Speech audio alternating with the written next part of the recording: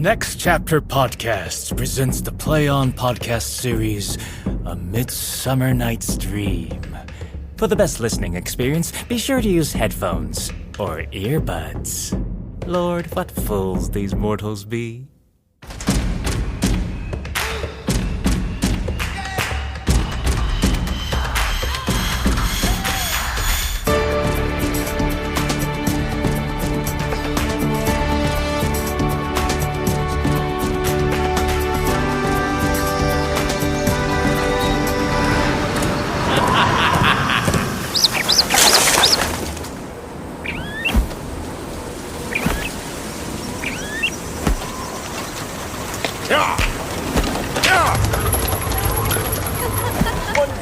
I can't wait for the wedding.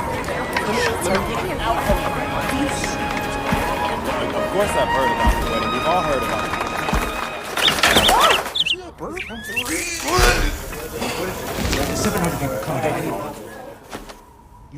What do I have to be ashamed about? Where is your honor? My honor is on the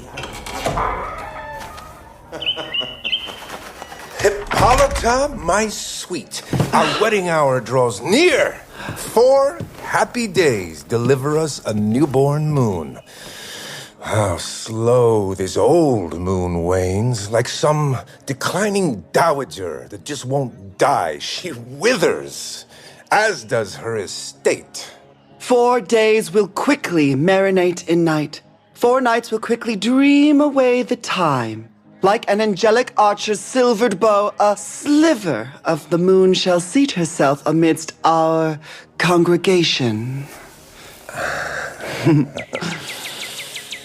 Listen, Philostrate. My lord. Rile up the Athenian youth. The party's on. Go set a stage for merriment and save the melancholy mood for funerals. Despair's not on my guest list, not tonight. Hippolyta. When flirting with my sword, I won your love, but gave you injury. So I shall wed you in a different way, with pomp, with circumstance and reveling. Where's your notes also on my Praise Theseus, our celebrated duke. I thank you, Egeus. So, what's the news? Most agitatedly, I'm filing suit against my child, my daughter, Hermia. My lord. Come here, Demetrius. My noble lord. This man has my consent to marry her. Come here, Lysander. My gracious duke. This man-witch cast a spell upon my child. You, Lysander, gave her poetry, and little gifts went to and fro as well. By moonlight at her window, you would sing deluded love songs in deluded voice and mesmerized my daughter. Furthermore, with bracelets of your hair and trinkets, toys and rings and candies, nicks and flowers, knacks, gifts most engaging to the gullible. With cunning, you purloined my daughter's heart, made her obedience, my godly right, into impertinence. And so, my duke, if she should not right here before your grace agree to marry with Demetrius, I beg the old paternal right of Athens. As she is mine, then I may choose her fate, which is to marry this fine gentleman or die. Whichever outcome I decide shall be administered immediately.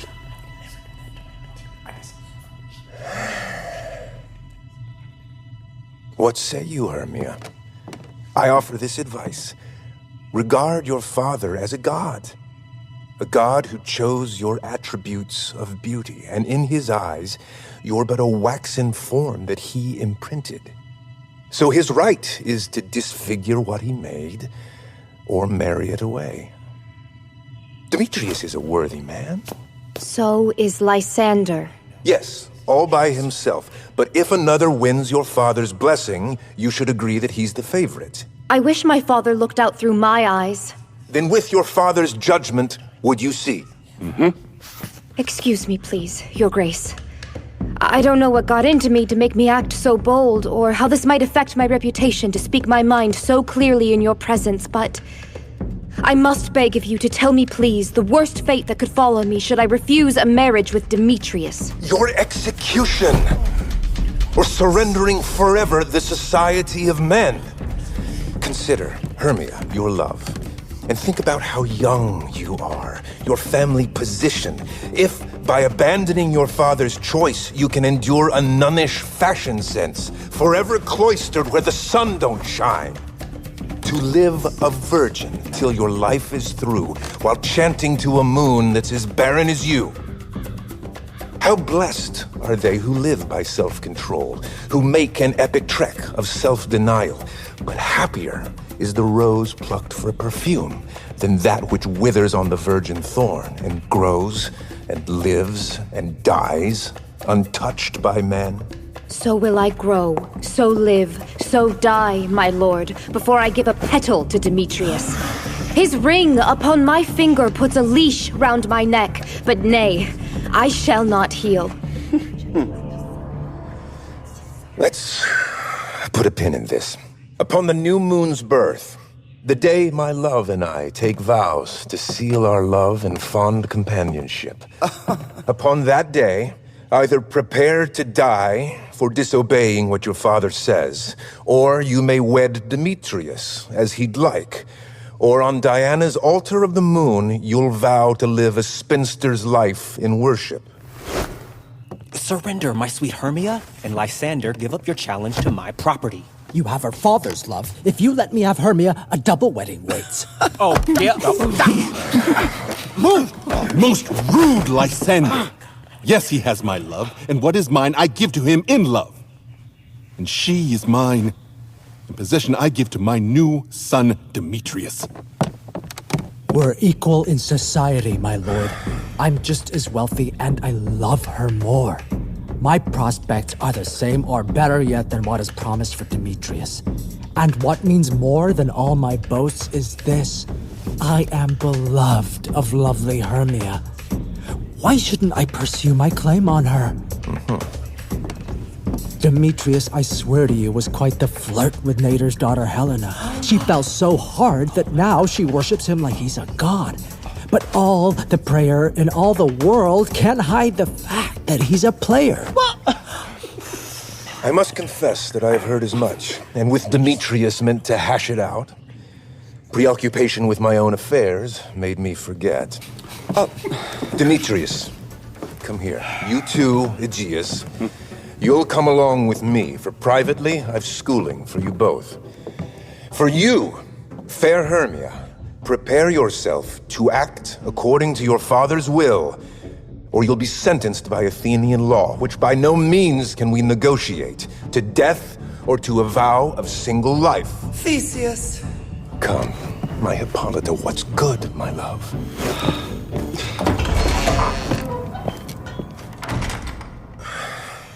Demetrius and Egeus, come with me. I've errands for you both from matters of our wedding day, and I'll confer with you about some matters that concern you both. We follow from our will, and 'cause you said. My lord. My lord.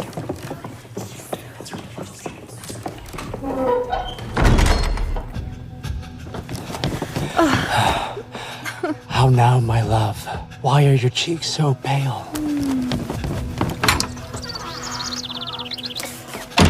What makes their roses fade away so fast? They are in drought, no doubt, till I unleash a flash flood from the fountains of my eyes. Ay me. In nothing I could ever read, could ever learn from history or fiction, the course of true love never did run smooth. But either it came down to social standing, Oh dear, to love one lowlier than I. or facing a disparity in age, Oh spite, too old to be engaged to youth. or else one's elders chose one's paramour. Oh hell, to choose love by another's eyes. Or even if the match were perfect, war or death or sickness would demolish love and leave it momentary as a sound, as swift as a shadow, quick as any dream, as brief as lightning in the darkest night that viciously unfolds the sky and earth before a man has power to say, "Look out!" The jaws of darkness swallow love away. So bright young things become confused. So, if the course of love is always lost, it stands as law that fate has then decreed. In practice, we shall learn the art of patience, for all our troubles are to be expected as much of love as thoughts and dreams and sighs, wishes and tears that poor young dreamers follow. Indeed. And being so, then listen, Hermia. I have a widow aunt who's well-to-do except she lacks a child to spoil. Her house is 20 miles away from Athens, and she treats me as she would her only son. There, gentle Hermia, may I marry you. And the oppressions of Athenian law cannot pursue us. If you love me, then sneak from your father's house tomorrow night, and in that wood, a few miles out of town, if you recall the place where once we met with Helena to celebrate the May Day, you'll find me waiting there. Dear Lysander! I swear to you by Cupid's strongest bow, by his best arrow with the gold-tipped glow, and by the innocence of Venus doves, by that which knits up souls and fosters loves, and by that fire where royal Dido burned, on learning that Aeneas' love was spurned, by all the promises that men have broke, in number more than women ever spoke. In that same place that you direct me to, tomorrow truly I will meet with you! Oh, keep your promise. Hermia! Here comes Helena. Hermia! Hello, fair Helena. Oh. What brings you out? You call me fair? You better fair unsay. Demetrius loves your fair. Oh, yippee, fair. Your eyes shoot stars. Your lips exhaust fresh air as lovely as a lark sings in a shepherd's ear in springtime when the shrubs bud appear. You catch his eye like a contagion. Though your sickness I would catch before I go. My ear should catch your voice. My eye, your eye. My tongue should catch your tongue's sweet lullaby. Could I but make Demetrius love my own, I'd cast myself away to be your clone. Oh, teach me your seductions. Show what art you ply to mesmerize Demetrius' heart. I frown upon him, yet he loves me still. That your frowns could teach my smiles such skill. I give him curses, yet he gives me love. I give him prayers, he gives me a shove. The more I hate, the more he follows me. The more I love, the more he hates on me. Oh, his foolishness is not a fault of mine. To him your heaven. I'm a porcupine. Hey! Take comfort. He'll no longer see my face. Soon, with Lysander, I shall flee this place. Before I saw him, then my eyes could see all Athens was a paradise to me. Oh, then what beauty in my love may dwell. Demetrius made heaven into hell. We have a secret, Hermia and I. Tomorrow, as the moon sees from the sky herself reflected in the watery glass, bedecking pearls on all the blades of grass, a time that lovers on the run do flee, will sneak past Athens' gates and then run free. And in the wood, where often you and I upon pale primrose beds were known to lie, unfolding from our hearts our secret sweet, there my Lysander and myself shall meet, and thence from Athens turn away our eyes. With strange new friends we'll come to socialize. Hermia, have you seen her? Has anybody seen her? Oh, farewell, sweet playfellow. Please pray for us, and we'll wish luck to your Demetrius. Mwah, mwah. Keep word, Lysander. We must starve our sight from lover's food until tomorrow night. I will, my Hermia. Helena, adieu. As you love him, Demetrius will love you. Excuse me. How happy someone like this some can be. Through Athens I'm considered fair as she. But what of that? Demetrius says not. For he knows everything but what he ought. And as he flails, loving on Hermia's eyes, so I regard him as my greatest prize. What he despises in me, what he'd flee, love might transform to form and dignity. For love looks not with eyes, but with the mind. Behold the reason Cupid's painted blind. Love's mind is starved of a discerning taste. When flying blind, love apprehends in haste. And therefore love is said to be a child, because in choosing, often he's beguiled. As naughty boys, when playing games, tell lies. What love should bring, Cupid then defies. Before Demetrius found my friend divine, he hailed down oaths that he was only mine. And when this hail, some heat from Hermia felt. So he dissolved, and all his oaths did melt.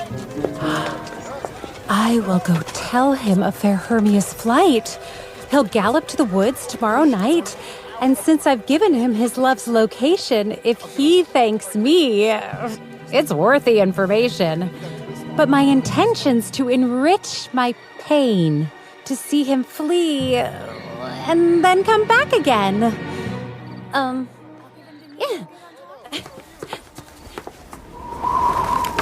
I couldn't even sleep last night. Could you sleep? Thanks a lot for helping me carry all the spirit. You know, it really was helpful.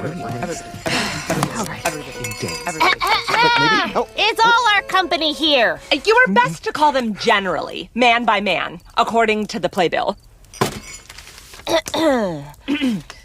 Here is the scroll of every man thought good enough.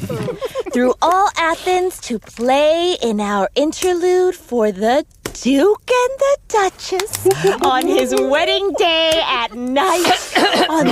First, good Peter Quince, say what the play is on about, read the names of the actors, and then zip it. Indeed. Our play is the most pathetic comedy and most cruel death of Pyramus and Thisbe.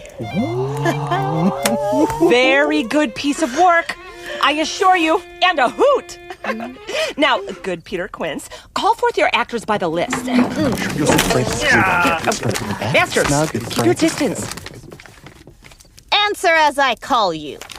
Nick Bottom the Weaver. Ready? Name what part I am for and proceed.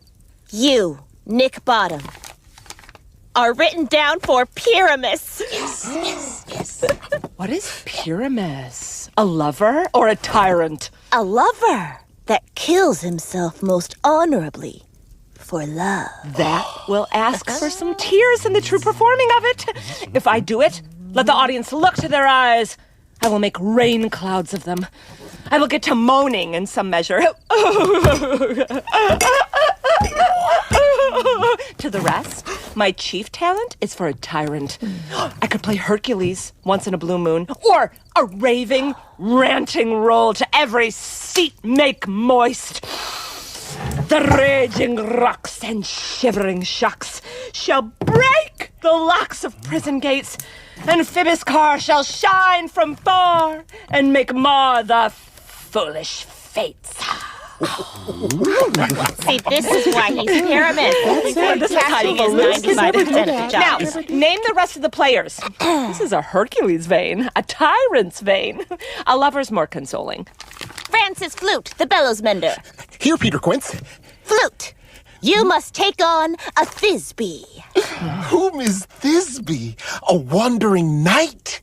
It is the lady that Pyramus must love. Oh, heavens, please, don't make me play a woman. I've a beard. Growing? It's all good. You shall play it in a mask, and you may speak as tinily as you're able. If I may hide my face, let me play Thisbe too. I'll speak in a monstrous tiny voice. Thisbe. Oh, Pyramus, lover dear, you're Thisbe dear and lady dear. No, you must play Pyramus, and Flute, you Thisbe. Well, proceed. Robin Starveling, the tailor. Robin Starveling, you must play Thisbe's mother. Tom Snout, the tinker. You, Pyramus's father, myself, Thisbe's father, Snug the joiner. You, the lion's part. And I hope here is a play put together. Have you the lion's part written? I beg of you, if it is, give it to me now, for I am slow of study. You may improvise. It's only roaring. Let me play the lion too. I will roar to exercise the hearts of all who hear me. I will roar. That I will make the Duke say, encore! Let him roar again, let him roar again. And you should do it too frighteningly. You would alarm the Duchess and the ladies so that they would shriek. And then we'll all swing by the neck. This is dangerous. I grant you, friends. If you should fright the ladies out of their wits to such a degree, they'd have no choice but to hang us. But I will aggravate my voice and roar you as gently as any suckling dove. I will roar you like a nightingale. You can play no part but Pyramus. For Pyramus is a sweet-faced man. A proper man, as one shall see in a summer's day. A most lovely, gentleman-like man.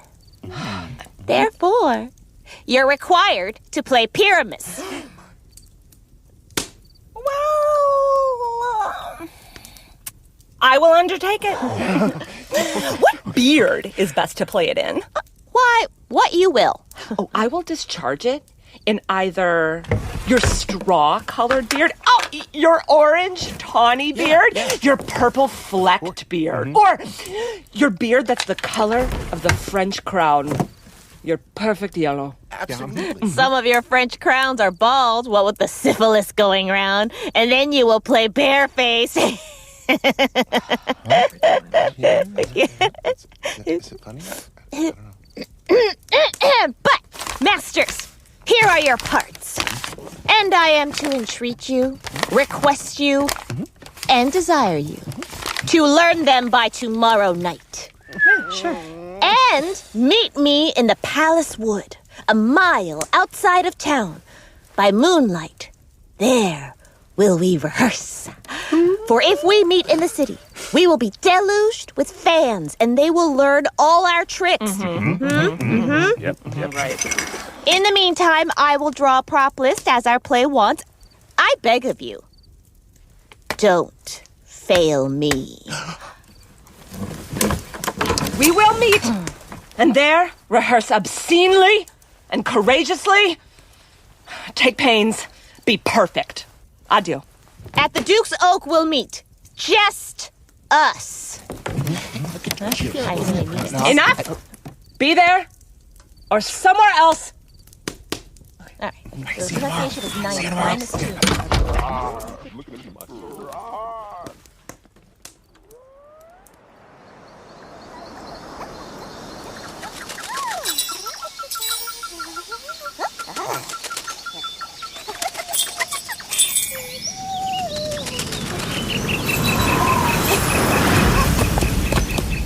How now, spirit?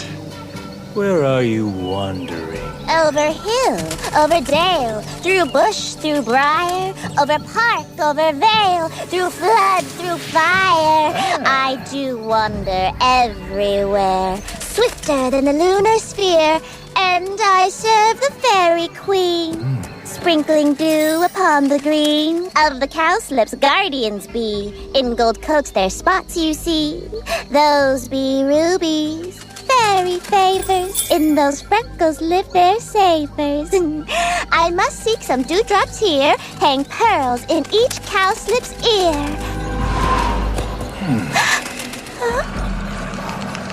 Some old spirit, I'll be gone. Queen and elves shall meet anon. The king will hold his revels here tonight. Beware the queen come not within his sight, for Oberon is full of mighty rage. On her attends a boy of tender age that he contends is of an Indian king. she never had so sweet a changeling. And jealous Oberon would have the child become his knight to stride the forests wild. With force, she holds her fond beloved boy, and crowning him in flowers makes him her joy. And now they never meet in grove or green, by fountain clear or under starlight sheen, but argue, so that all their elves for fear creep into acorn cups and hide in there. Either I mistake the shape within my sight, or else you are that shrewd and knavish sprite called Robin Goodfellow. Are not you he who scares the maidens of the villagery, steals cream from milk and often grinds the corn? Your fruitless task makes fruitful wives careworn. You sometime make the beer to bear no foam. You mislead travelers laughing as they roam. Some call you hobgoblin and some sweet puck. You do their work and they shall have good luck. Are not you he?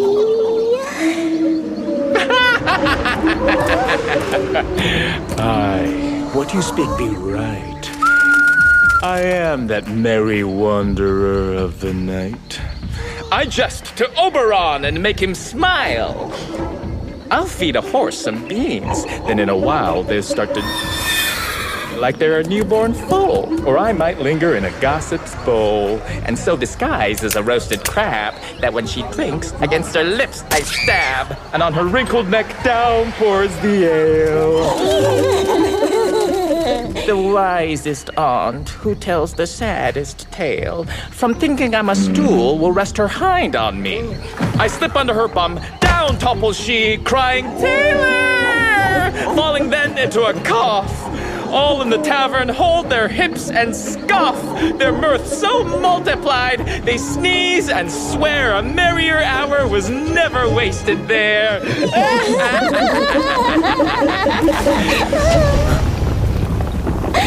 Fairy, flee, for here comes Oberon. And here my mistress. I wish that he were gone.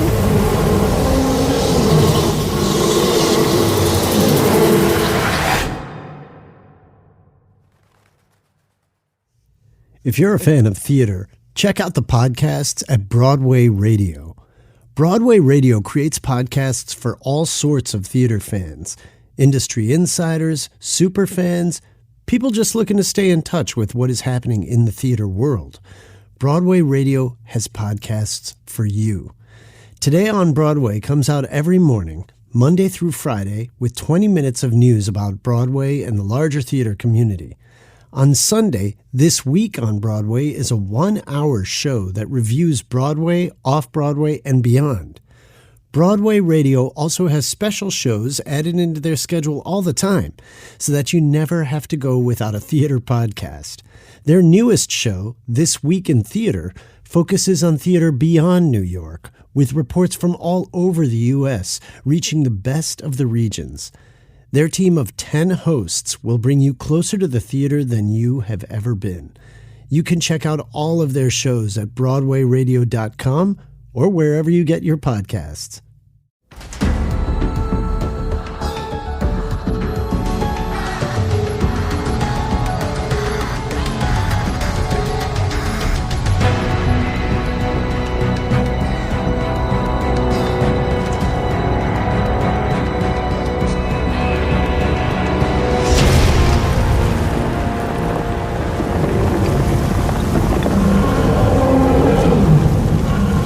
Here comes Oberon. And here my mistress.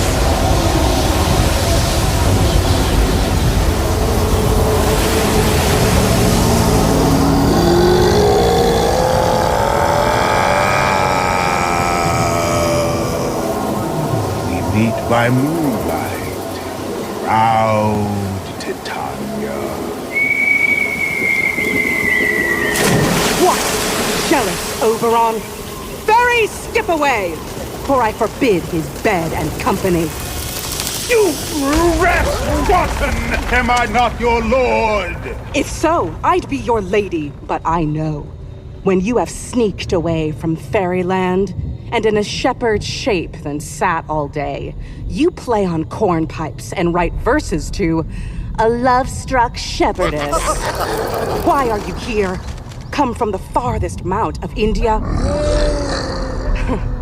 Perhaps because the bouncing Amazon, your leathery mistress and your warrior love, to Theseus must be wedded, and you come to give their bed joy and prosperity? How can you say this? Oh, for shame, Titania. You make your cracks about Hippolyta, knowing I know your love to Theseus. Did you not lead him through the glimmering night from Perigania, who he ravished so, and make him break his oath to fair ageless with Ariadne and Antiope? These are all deceptions made of jealousy. And never, since the middle summer spring, met we on hill, in dale, forest, or field, by man-paved fountain or by nature's brook, or in the beaches ringed about the sea, to dance our ringlets to the whistling wind. But all your sneering has disturbed our sport. And so the winds, which blow on us as though they seek revenge, have sucked up from the sea contagious fogs, which falling in the land have every swelling river made so full that they have flooded all the lands around. And so the ox has stretched his yoke in vain. The plower lost his soil, and all his corn has rotted well before it grew its beard. The sheep pens empty in the flooded field, and crows are fattened by the rotting flock. The fields for sporting are filled up with mud. The tidy mazes in the garden now, from lack of feet, are indistinguishable. The human mortals want their winter cheer. No hymns or carols bless the cursed night. And so, the moon, the governess of floods, pale in her anger, washes all the air, that rheumatic diseases now abound. And we, through this disease and sickness, see the seasons alter. Frightful freezing frosts make cold intrusion on the crimson rose, and on the chin and crown of harmony's god, a fragrant circle of sweet summer buds is, as in mockery, set. The spring, the summer, the pregnant autumn, angry winter now exchange their qualities. The world, amazed and frightened, now knows not who's who. And this same family of evils comes from our debate, born of our disputation. We are their parents and their ancestors. Do you propose a fix? It lies in you. Why should Titania cross her Oberon? I do but beg a little fairy boy to be my henchman. Set your heart at rest. The fairyland took not the child for me. His mother was a worshipper of mine, and in the spiced Indian air by night, most often did she gossip by my side, and beach beside me on the yellow sands. We'd comment as the trading ships set sail, when we had laughed to see the sails open up, becoming billowed by the wanton wind, which she would imitate with pretty steps, her belly thus ballooning with my squire. She then would travel all about the land to fetch me presents and return again, as from a voyage rich with merchandise. But she, being mortal, of that boy did die. And for her sake I'm rearing up her boy. And for her sake, I will not part with him! How long's your plan to stay within this wood? Perhaps till after Theseus' wedding day. If you will patiently join in our dance and see our moonlight revels, go with us. If not, avoid me, and from you, I'm gone. Give me that boy, and I will go with you. Not for your fairy kingdom! Fairies away! We'll only bicker if I longer stay. Go your way! You shall not leave this grove till I torment you for insulting me!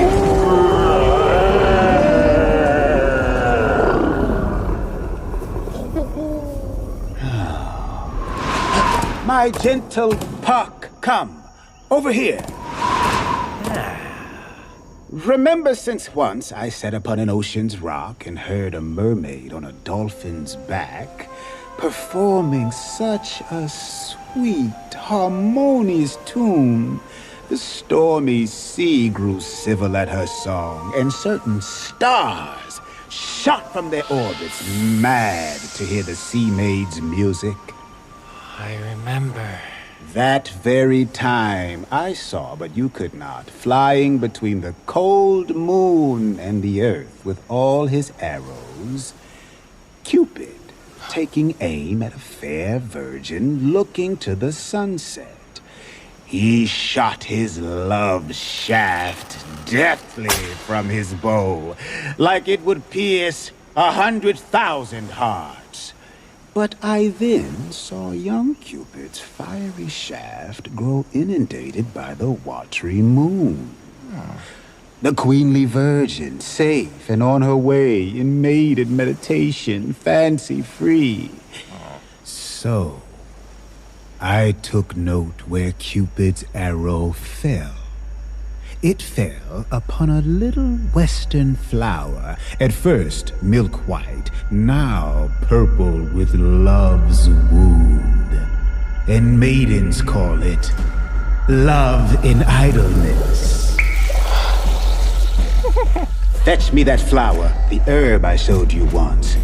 The juice of it, on sleeping eyelids laid, will make the sleeper madly fall in love upon the next live creature that she sees.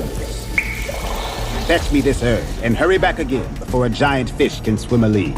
I'll make a circle round about the earth in 40 minutes.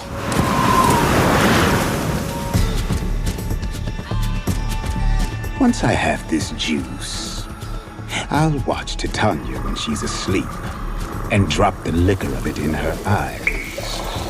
The next thing she then waking looks upon, be it a lion, bear, or wolf, or bull, or meddling monkey, or busy ape, she shall pursue it with the soul of love. Before I take this charm from off her sight, as I can take it with another herb, she'll then surrender up her page to me. But who comes here? I'm invisible, and I will overhear their conference. Oh, Demetrius! Demetrius! I love you not, therefore pursue me not. Where is Lysander and fair Hermia? I'll murder one. The other murders me. You told me both of them sneaked in this wood, and I am here wandering about this wood because I cannot meet my Hermia. So go! Vamos, and follow me no more! You draw me to you like you are made of metal, and yet you draw not iron, for my heart is true as steel. Give up your power to draw, and I shall have no power to follow you. Do I entice you? Do I speak of love? Or rather, do I not in plainest truth tell you I do not, nor I cannot love you? And Ian, for that do I love you the more. I am your spaniel, and Demetrius, the more you beat me, I will fawn on you. Ew. Like I'm your spaniel. Use me, spurn and strike. Neglect me, lose me. Only leave me free, unworthy as I am, to follow you. What lesser place could I request your love, and yet a place of high respect with me, than to be used as you would use your dog?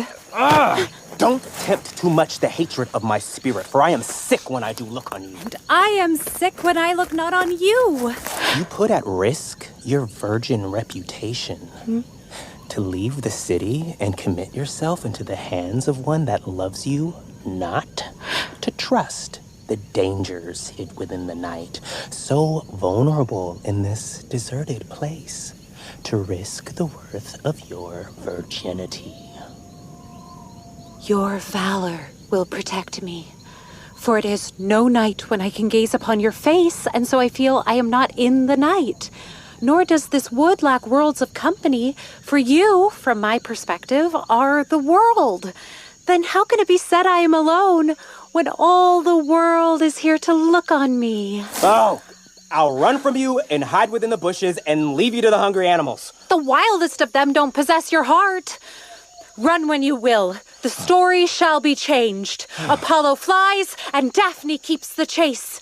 The dove pursues the vulture, and the deer makes speed to catch the tiger. Helpless speed when cowardice pursues and courage flies. I will not stand your questions. Let me go. Or if you follow me, then have no doubt that I shall do you mischief in the wood. You in the temple, in the town, the field, make mischief. Oh, for shame, Demetrius. Your flaws reveal the weakness of my sex. We cannot fight for love, as men may do. It's better we're pursued than to pursue.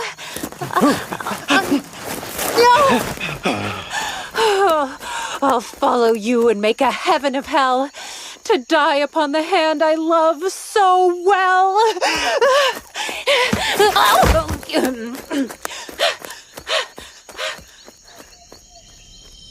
Farewell, my nymph. Before he leaves this grove, you shall leave him, and he shall seek your love. Have you the flower? Welcome, wanderer. Aye, there it is. I pray, give it to me.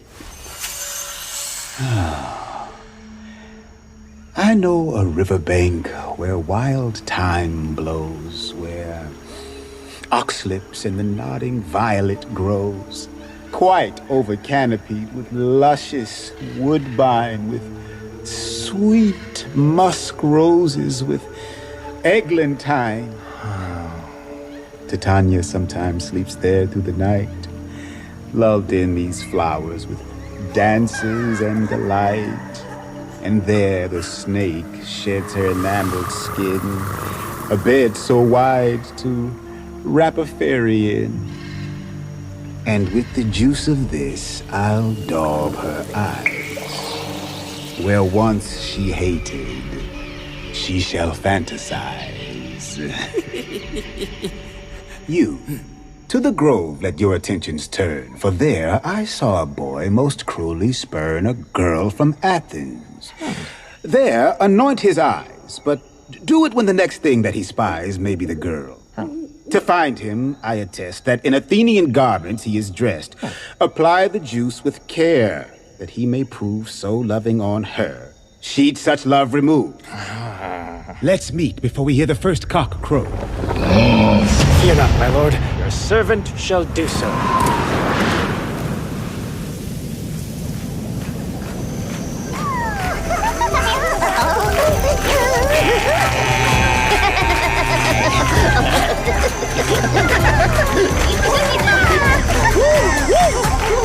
Come, now with dances and a fairy song. Then, for the third part of a minute, leave. Some to kill insects in the musk rose buds.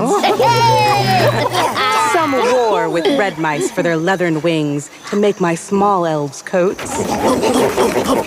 And some to hush the noisy owl that nightly hoots and wonders at our quaint doings. Sing me now asleep, then to your duties, aye, and let me rest. And one and two and you spotted snakes with double tongues. Thorny hedgehogs be not seen. Newts and wine words do no wrong. Come not near our fairy queen. Farewell with melody, singing our sweet lullaby.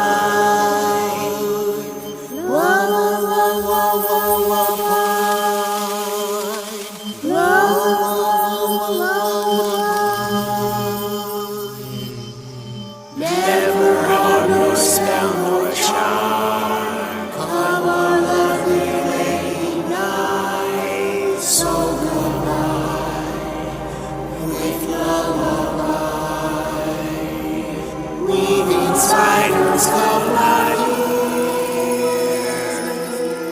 Hence you long legs winter's hands.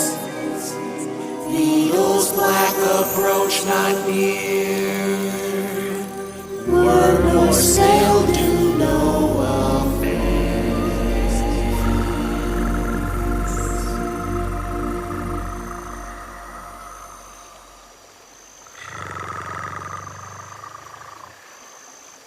Hence away, now all is well. One of you stand sentinel. Up, up, hubba-da. Up, up, hubba-da. Up, up, hubba-da. Up, up, hubba-da. Oh. Furry King! Ugh.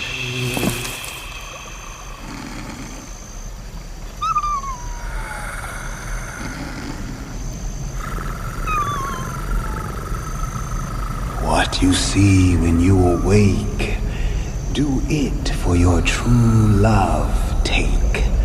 Love and languish for his sake. Be it cheetah, cat or bear, panther, boar with bristled hair. In your eye that shall appear when you wake, it is your dear. Wake when some vile thing is near.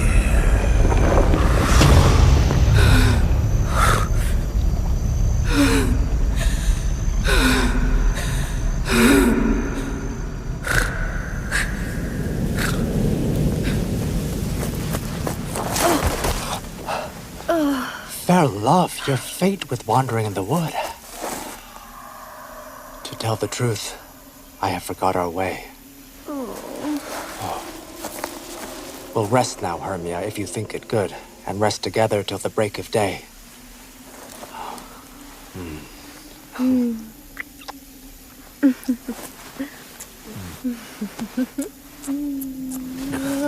So be it then, Lysander.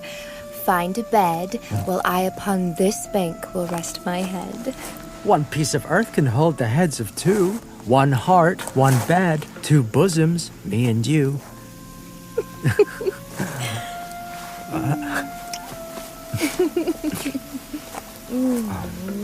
Nay, good Lysander. For my sake, my dear, lie further off yet. Do not lie so near. Embrace the sense, sweet, of my innocence. My love is speaking meaning no offense. I mean that my heart into yours is knit, so but one heart then we can make of it. Two bosoms chained together with an oath, united by one heart between us both. With me, no bedroom would you dare deny. For lying so, Hermia, I do not lie. Lysander riddles very prettily. Ugh, curses on my manners and my pride, if Hermia meant to say Lysander lied. But, gentle friend, for love and courtesy, lie further off. In human modesty, such separation as may well be said becomes a virtuous bachelor and a maid. So far be distant. And good night, sweet friend. May love remain until your sweet life end. Amen. Amen. To that fair prayer say I. But with life's end I'll bid my love goodbye. Here is my bed.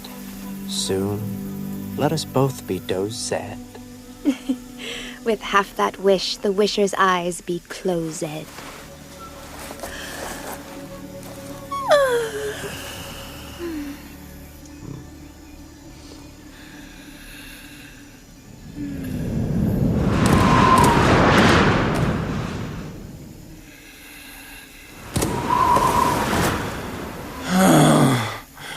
Through the forest have I gone. Athenians, I found me none, on whose eyes I'll make example of this flower's forcefulness in stirring love. Night and silence. Who is here?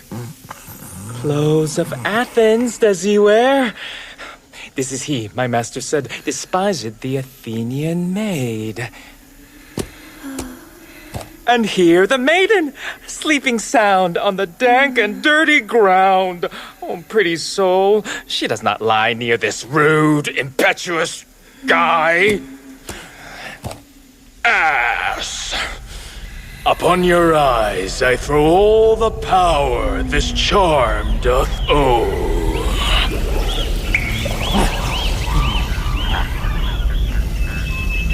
When you wake, let love forbid all sleepiness on your eyelid. So, awake when I am gone, for I must now to Oberon.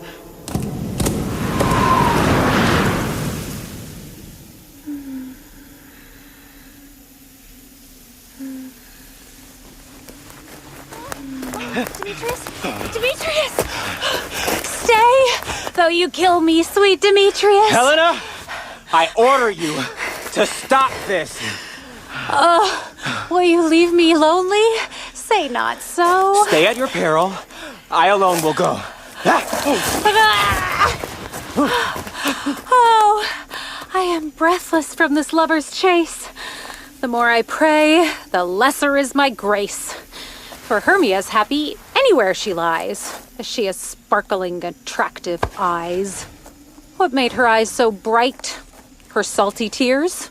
Well, my eyes get a washing more than hers. Oh, no. Nope. I am as ugly as a bear. For beasts that meet me run away in fear. For sure, it is no marvel that Demetrius does like a monster flee my presence thus. What would my lying looking-glass surmise to make compare with Hermia's gorgeous eyes?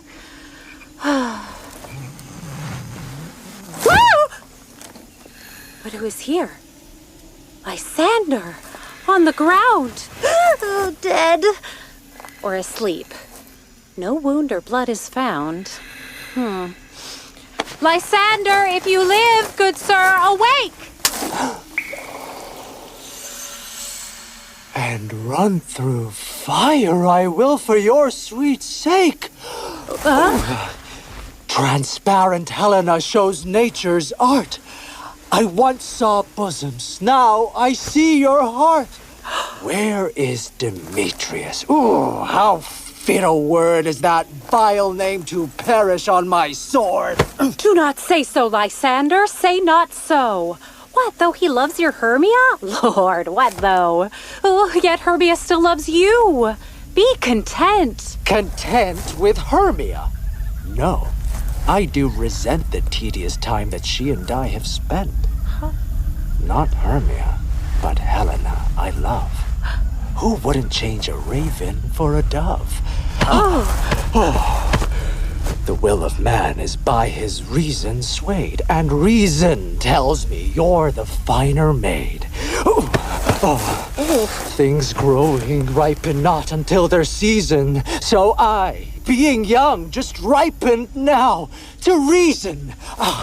and touching now the point of human skill, for reasons now commander of my will, and leads me to your eyes, where I o'erlook love stories written in love's richest book.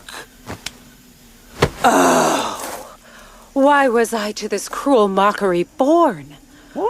What at your hands did I deserve this scorn? Is it enough or not enough, young man, that I did never know nor never can deserve flirtation from Demetrius? But you must mock me with a blatant lie? Good Lord, you do me wrong. Good Lord, you do. In such a crushing manner as you woo. But farewell then. I must by chance confess, I thought you ruled from greater gentleness. No. Oh, that a lady who one man refused should of another come to be abused. She sees not Hermia. Hermia, sleep right here, and near Lysander dare you not appear. For as a surplus of the sweetest things, the deepest loathing to the stomach brings. Or, as the falsities that men do leave are hated most by those that they deceive. So you, my surplus and my falsity, of all be hated but the most of me. And all my powers, use your love and might to honor Helen and make me her knight.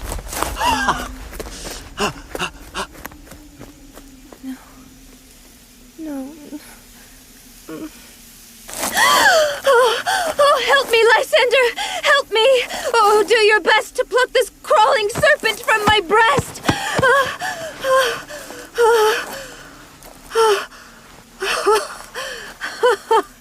Ay me! Oh, how scary! Oh, what a dream was here! Lysander, look at me.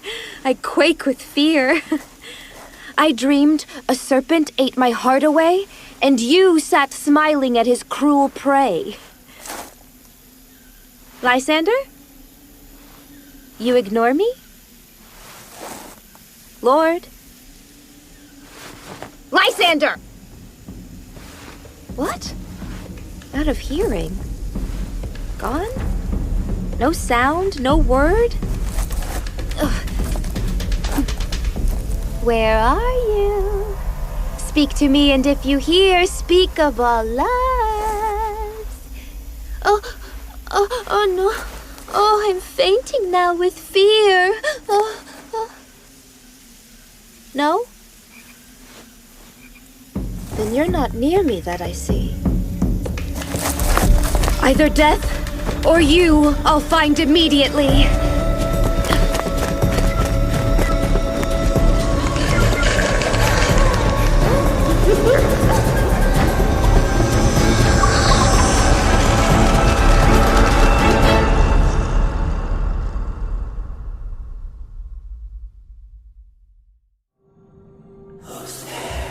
Next Chapter Podcasts is proud to present the Play On podcast series, Macbeth, in a new modern English verse translation by Magdalia Cruz.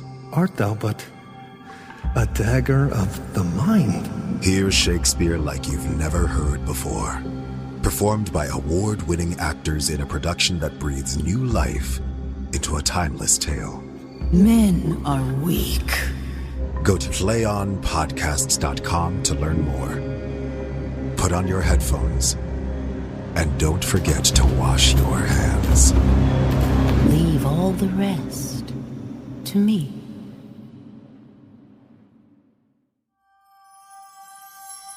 You spotted slaves with double tongue. Come not near our fairy queen.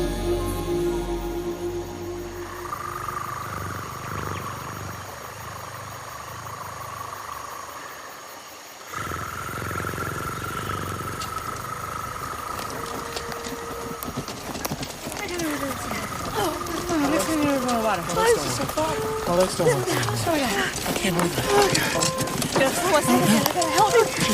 Are we all here? Ready? Yes! Yes. And here is a marvelous, convenient place for our rehearsal. This green plot shall be our stage. And this hawthorn bush, our dressing room. And we will perform it now as we'll perform it for the Duke. Peter Quince. What do you have to say, oh bossy bottom? There are things in this comedy of Pyramus and Thisbe that will never please. First, Pyramus must draw a sword to kill himself, which the ladies cannot abide. How do you answer that? Oh, snap. It is a risky move. It's best we leave the killing out when all is done. Not a whit. I have a device to make all well. Write me a prologue, and let the prologue seem to say, we will do no harm with our swords, and that Pyramus is not killed indeed. And to make the audience feel even better, tell them that I, Pyramus, am not Pyramus, but Bottom the Weaver. This will put them out of fear. We will have such a prologue. And it shall be written in 8 lines and 6 lines. No, make it 2 more. Let it be written in 8 and 8. Will not the ladies be afeard of the lion? I fear it, I promise you. Masters, you ought to consider amongst yourselves to bring in God protect us. A lion among ladies is a most dreadful thing. For there's no more fearful a wildfowl than your lion living. And we ought to deal with it. Then another prologue must tell that he's not a lion. Nay. You must name his name, and half his face must be seen through the lion's neck, and he himself must speak through, saying thus, or to the same effect, ladies, or fair ladies, I would wish you, or I would request you, or I would beg you not to fear, not to tremble, my life for yours. If you think I come out here as a lion, it would be the saddest thing in my life. No, I am no such thing. I am a man, as other men are. And there, indeed, let him say his name and spell it out that he is Snug the Joiner. You're welcome. Well, it shall be so. But there is 2 hard things. That is, to bring the moonlight into a chamber, for you know, Pyramus and Thisbe meet by moonlight. Will the moon shine the night of our play? A calendar! Look in the almanac, under moonshine. Yes, it shines at night! And may you leave a panel of the great chamber window open, and the moon may shine through it. Sure, or else one must come in with a bush of thorns and a lantern and say he comes to disfigure or to present the person of moonshine. Then there is another thing. We must have a wall in the great chamber, for Pyramus and Thisbe, says the story, chatted through the gash in a wall. You can never bring in a wall. What say you, Bottom? Some man or other must present wall. And let him have some plaster or some brick or some cement about him to signify wall. And let him hold his fingers thus. And through that gash shall Pyramus and Thisbe whisper. If that may be, then all is well. Come, sit down, every mother's child, and rehearse your parts. Pyramus, you begin. When you have spoken your speech, enter into that bush, and so everyone according to his cue. Hillbillies have we that flounce about so near the cradle of the fairy queen. A play? If so, I'll play the critic's part. An actor too, perhaps, if I've the chance. Speak, Pyramus! Thisbe, stand forth. Thisbe! Thisbe, the flowers of Ordeus savor sweet. Odorous! Odorous! Odorous savor sweet. So has your breath, my dearest Thisbe dear. But listen up, a voice. Stay here a while, and soon enough I will to you appear. A stranger Pyramus has never played here. Must I speak now? Aye, indeed you must. For you must understand, he goes but to see a noise that he heard and will come back again. Most radiant Pyramus, most lily white of hue, of color like the red rose in a briar, most spiky juvenile and lovely too, as true as truest horse that yet would never tire. I'll meet you, Pyramus, at Ninny's tomb. Nina's tomb, man. Why, you must not speak that yet. That you answer to Pyramus. You speak all your part at once, cues and all. Pyramus, enter. Your cue is past. It is never tire. Ready? As true as truest horse that yet would never tire.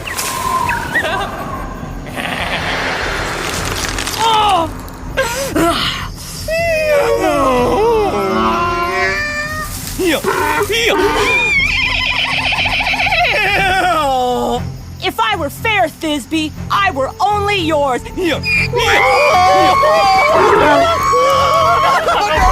Oh, Bottom, you are transformed! What do I see on you? What do you see? You see an ass head of your own, do you? Oh, monstrous, oh, strange. We are haunted. Pray, masters, flee, masters.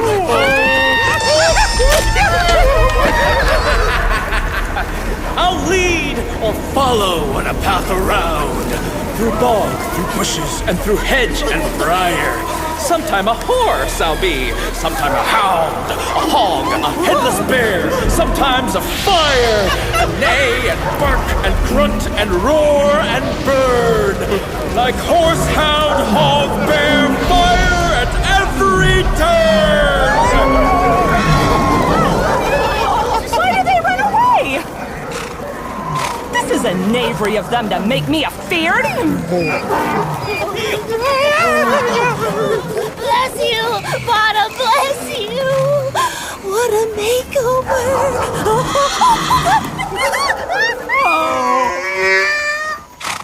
I see through their mischief. It's to make an ass of me, to scare me, if they could. But I will not budge from this place. Do what they can. I will walk up and down here, and I will sing, so they shall hear that I am not afraid.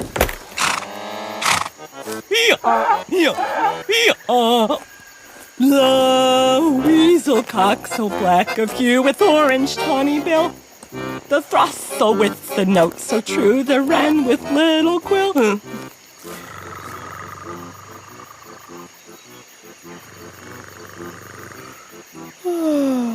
What angel wakes me from my flowery bed? The finch, the sparrow, and the lark, the plain-song cuckoo grey, whose notes that many a man doth mark and dares not answer nay. For indeed, what man would choose to be as foolish as a bird? Who would give a bird such respect, even though what he says is cuckoo? I pray you, gentle mortal, sing again. My ear is much enamored of your sound. So are my eyes enthralled by your shape. The power of your virtue forces me, on my first view, to say, to swear, I love you. I think, mistress, you shall have little reason for that. And yet, to speak the truth, reason and love keep little company together nowadays. The more the pity that some honest neighbors will not make them friends. Nay, I can gleek upon occasion. You are as wise as you are beautiful. Not so neither. But if I had wit enough to get out of this wood, I have enough to serve my own purpose. Out of this wood? Nay, dare not leave this spot. You shall stay here, whether you like or not. I am a spirit of no common rate. The summer still attends upon my state, and I do love you. Oh. Therefore, go with me. I'll give you fairies to attend on you, and they shall fetch you jewels from the deep, and sing while you on pressed flowers sleep. And I will purge your mortal grossness so that you shalt like an airy spirit go. Peas blossom, cobweb, moth, and mustard seed. Ready. And I. And I. And I. Where shall we go? Be kind and courteous to this gentle woman. Hop in her walks and frolic in her eyes. Feed her with apricots and dewberries, with purple grapes, green figs, and mulberries. The honey bags steal from the humble bees, and for night candles, crop their waxen thighs, and light them at the fiery glowworm's eyes, to have my love to bed and to arise. And pluck the wings from painted butterflies, to fan the moonbeams from her sleeping eyes. Nod to her elves, and do her courtesize. Hail, mortal. Hail! Hail! I beg for your honor's mercy heartily. I beg your worship's name.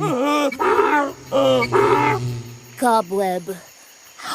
Well, I would like to know you better, good Mistress Cobweb. If I cut my finger, I shall approach you. Your name, honest gentleman? Peas blossom. Oh, I pray you commend me to Mistress Squash, your mother, and to Master Peascod, your father.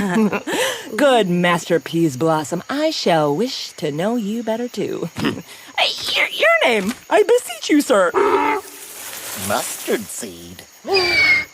Good Master Mustard Seed, I know you're suffering well. That bloated sides of beef devoured many a gentleman of your house. I promise you your condiment relations have made my eyes water before now. I desire more acquaintance, good Master Mustard Seed. Come, wait upon her. Lead her to my bower. The moon regards us with a watery eye, and when she weeps, weeps every little flower. She mourns for some demanding chastity. Tie up my love's tongue. Bring her silently.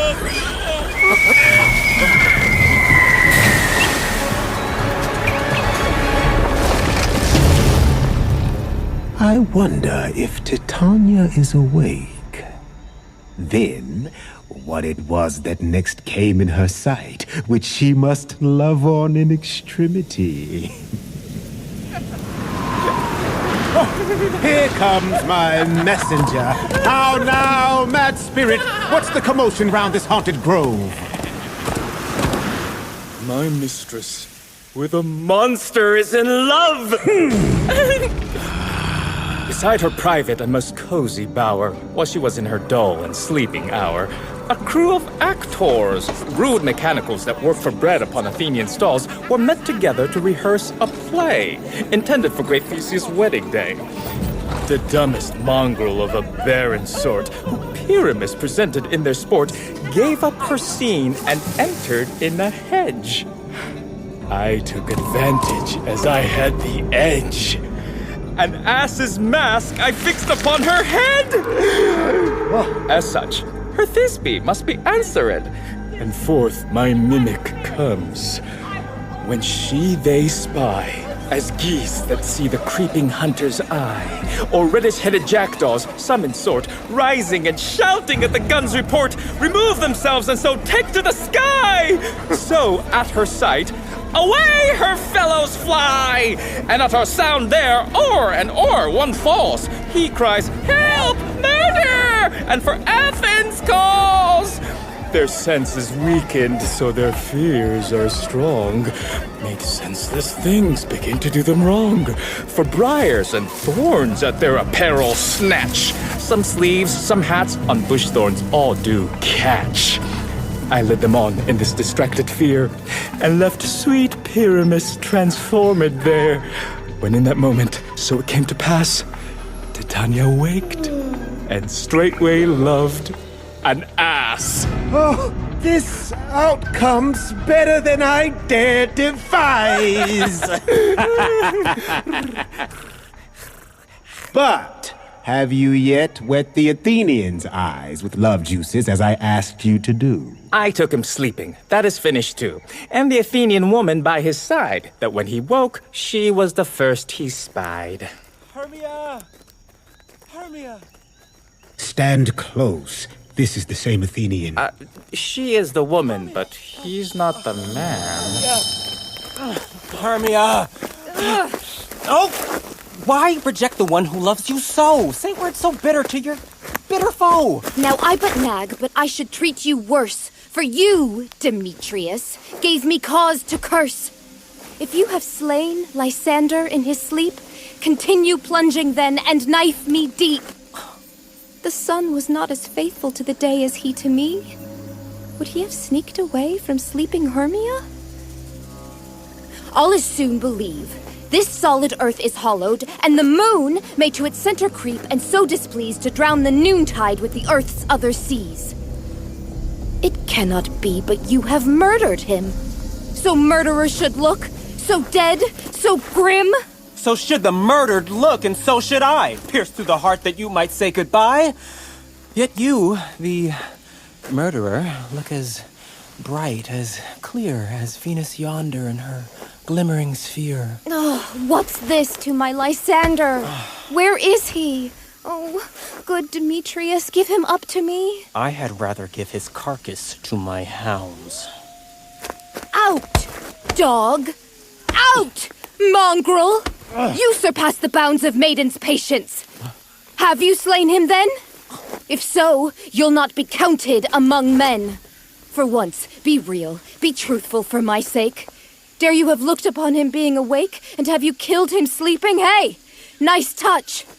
Could not a worm or serpent do so much? A serpent did it, and with divided tongue that you snake, you never serpent stung! You waste your rage on a mistaken mood. I am not guilty of Lysander's blood, nor is he dead, for aught that I can tell. I pray you, promise me that he is well. And if I could, what would I do it for? A privilege? Never to see me more. And from your hated presence, off I go. Ugh! No further see me, whether dead or no!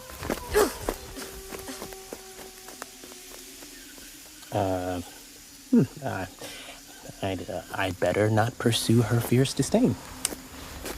So, for a moment here I will remain. As sorrow's heaviness grows heavier yet, she bankrupted the sleep where I am in debt. Which now in small amounts I'll gladly pay, and my tenderness may tender rest today.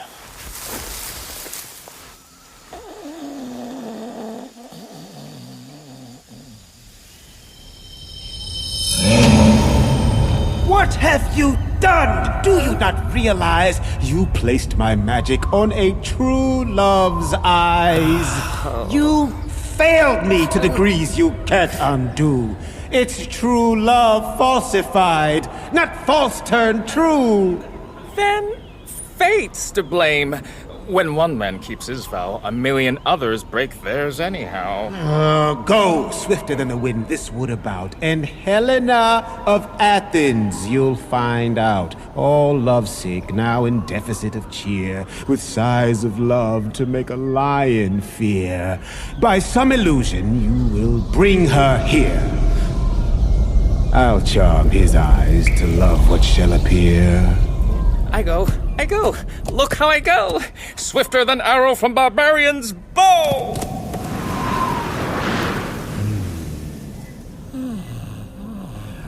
flower of this purple dye, hit with Cupid on the sly, sink in apple of his eye. With his love he soon shall spy, let her beauty amplify, like a Venus of the sky. When you wake, if she be by, beg her for an alibi.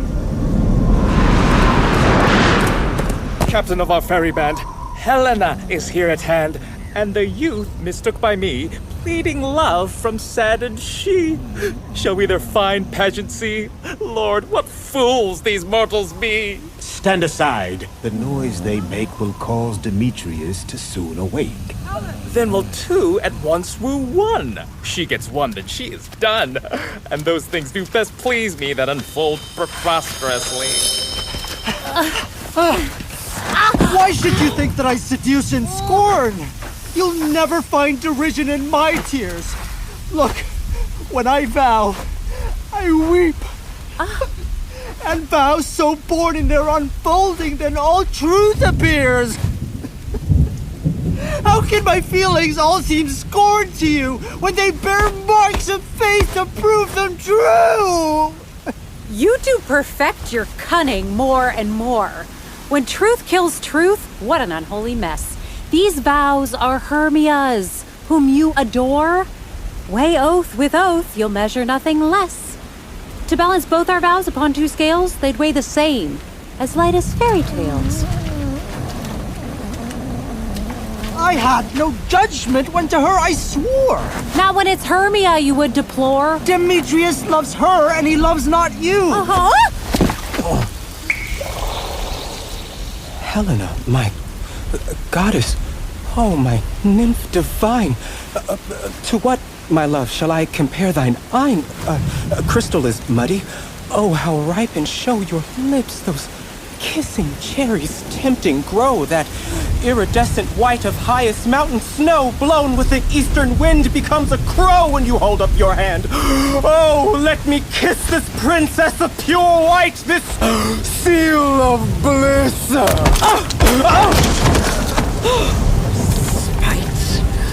Oh, hell! I see you all are bent to mock my passions for your merriment. If you were civil and knew courtesy, you would not do me this much injury. Can you not hate me, as I know you do? But you must join in souls to mock me too?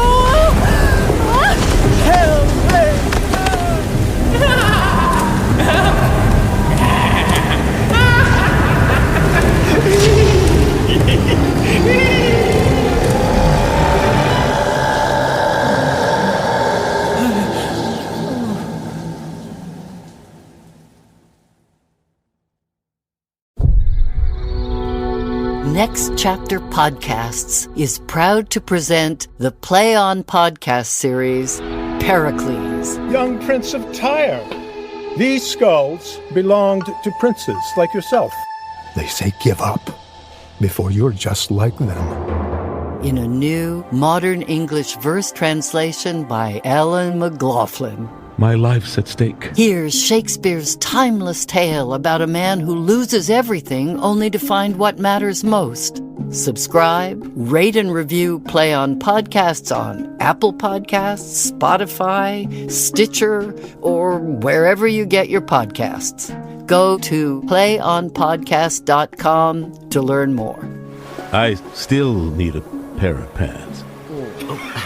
Well, we can get you some. We can make a pair out of my best shirt.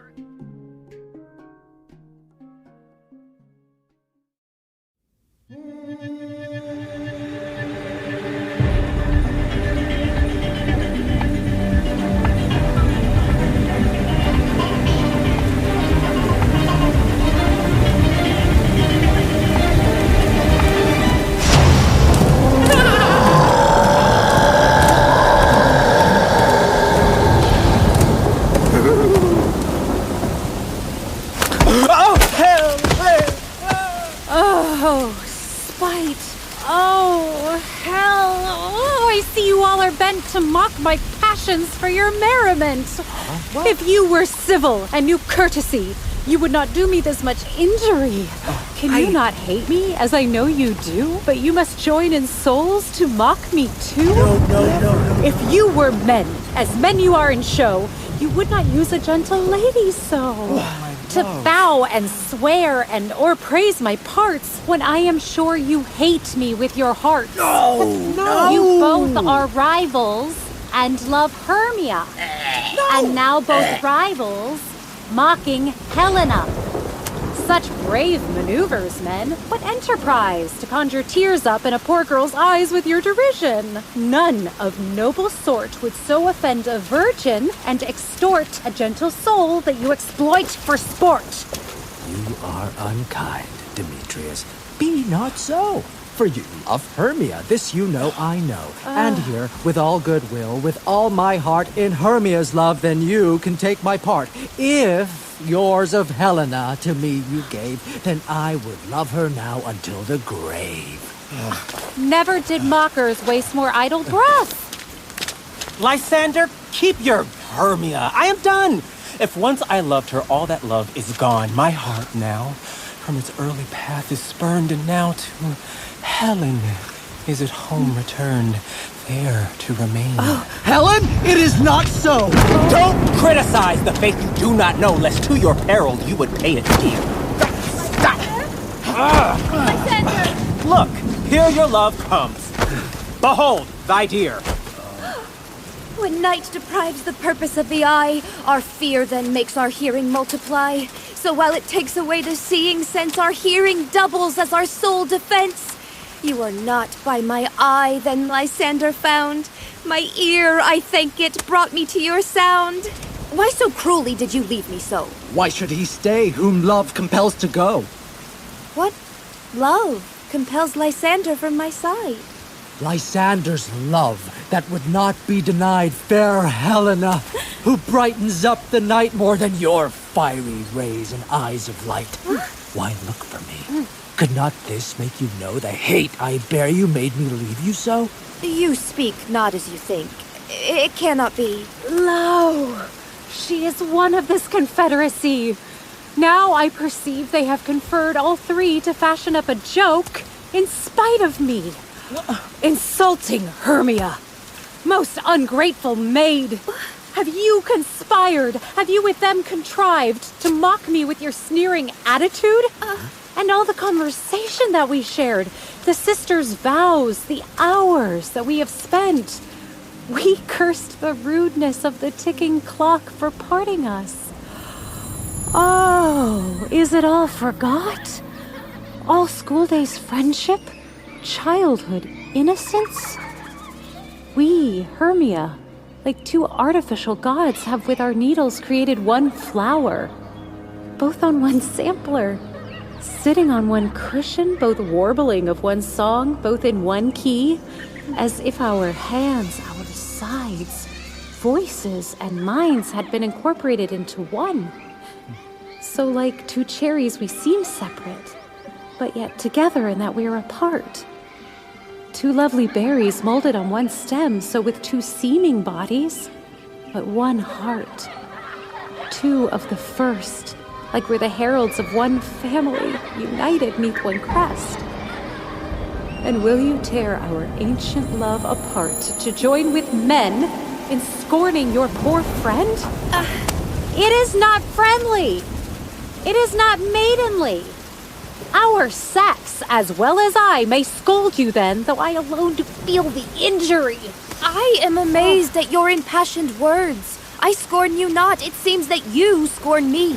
Did you not said Lysander, as in scorn, to follow me and praise my eyes and face? What? I made your other love, Demetrius, who even now just spurned me with his foot to call me goddess, nymph, divine, and rare, celestial, precious. Why does he say this to her he hates? And why then does Lysander deny your love, so rich within his soul, and tender me instead affection, but you put them both to it by your will? Although I'm not as graceful as yourself, surrounded so with love, so fortunate, Most miserable am I to love unloved. This you should pity rather than despise. I do not understand what you could mean. Oh, please. Push forward with the fake sad looks. Make funny faces when I turn my back and wink at one another. What a scream! This joke is legendary, have no doubt. If you have any pity, grace, or manners, you would not make me such an argument. Fare you well. 'Tis partly mine own fault, which death or absence soon shall remedy. Stay, gentle Helena. Hear my excuse. My love, my life, my soul. Fair Helena. Oh, excellent. Sweet, do not scorn her so. If she cannot persuade, I can compel. You can compel no more than she persuade. Your threats aren't any stronger than her prayers. Helen, I love you. By my life, I do. I swear by that which I will lose for you, to prove him false that says I love you not. I say I love you more than he can do. If you say so, begone, and prove it too. Quick, come! Lysander, what's the point of all this? Away, you dreadful hag!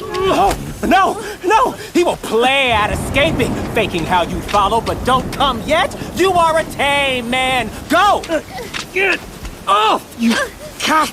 You burr! Vile thing! Let loose, or I will shake you off me like a serpent! Why are you grown so rude? What changes this, sweet love? Your love? Out! You barbarian! Out! Out! Loathed medicine! Gross potion! Go! Do you not jest? Indeed, and so do you. Demetrius, I will keep my word with you. I would I had your guarantee. I see a weak bond holds you. I'll not trust your word. What? Should I hurt her? Strike her? Kill her dead? Although I hate her, I'll not harm her so. What? Can you do me greater harm than hate? Hate me? Wherefore? Oh, me, what news, my love? Am not I, Hermia? Are not you, Lysander? I am as fair now as I was before this. Since night you loved me, yet since night you left me. Why, then you left me. Oh, God forbid. Sincerely, shall I say? Yes, by my life, and never did desire to see you more. Therefore, be out of hope, of question, doubt. Be certain nothing truer. 'Tis no joke that I do hate you and love Helena. Oh, me. You, juggler. Oh, you festering blister. You thief of love. What? Have you come by night and stolen my love's heart from him? Indeed. Have you no modesty, no maiden shame, no touch of bashfulness? What? Will you tear impatient answers from my gentle tongue? Shame! Shame! You counterfeit! You puppet, you! Puppet? Why so? Aye, that way goes the game. Aye, I perceive that she now makes compare between our statures. She has played her height, and with her personage, her tall personage, her height, indeed, she has defeated me. And are you grown so high in his esteem because I am so dwarfish and so low? Well, how low am I, you painted maypole? Oh, speak! How low am I? I am not yet so low that I can't reach my nails into your eyes! I pray you, though you mock me, gentlemen, let her not hurt me. I was never cross. I have no talent towards bitchiness. Hey, I'm dainty! Fainting in my cowardice. Ooh, let her not strike me. You perhaps may think because she is somewhat lower than myself that I can match her. Lower? Listen more! Good, Hermia. Do not be so bitter with me. Because I always loved you, Hermia. I always listened. Never did you wrong. Except, in love towards Demetrius, I told him that you'd sneak into this wood. Oh, he followed you. For love, I followed him. But he has mocked me since and threatened me to strike me, spurn me, no, to kill me too. And now, so you'll let me go quietly to Athens, will I bear my errors back and follow you no further. Let me go. You see how simple and in love I am. Why, get you gone. Who is it stopping you? A foolish heart that I leave here behind. What? With Lysander? With Demetrius. Be not afraid. She shall not harm you, Helena. No, sir, she won't, although you take her part. Oh, when she is angry, she is keen and shrewd. She was a vixen when she went to school, and though she be but little, she is fierce. Little? Again? Nothing but low and little. Why will you suffer her to mock me thus? Let me come to her! Begone, you dwarf! You less than nothing, made of bits of grass. You bead. You acorn. You're overzealous on her behalf, who scorns your offerings. Let her alone. Don't speak of Helena. Don't take her part, for truly, if you mean to show her such disinterest, you shall suffer for it. Now she releases me. Now follow, if you dare, to try whose love of yours or mine lives most in Helena. Follow? Nay, I am beside you, cheek by jowl.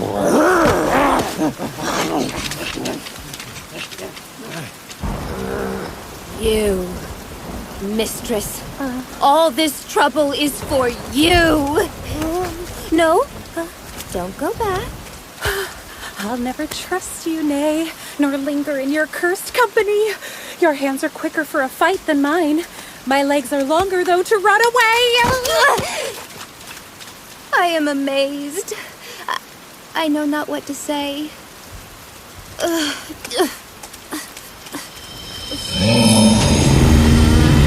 Your negligence could be an accident or a deliberate fiasco.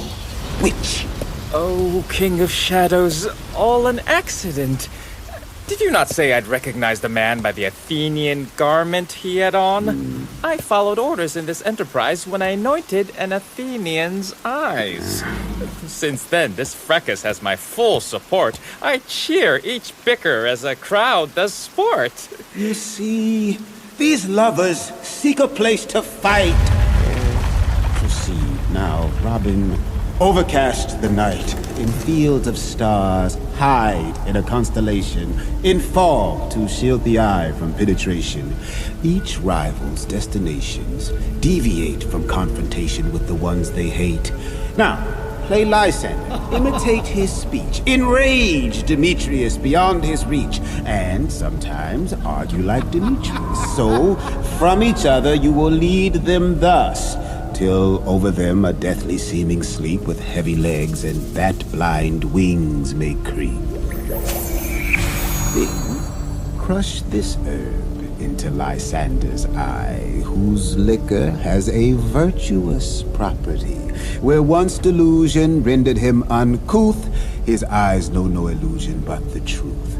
From night awakening, his scorn and hate the light of morning shall evaporate, and then to Athens in the lovers hence, with love abiding till their deaths commence.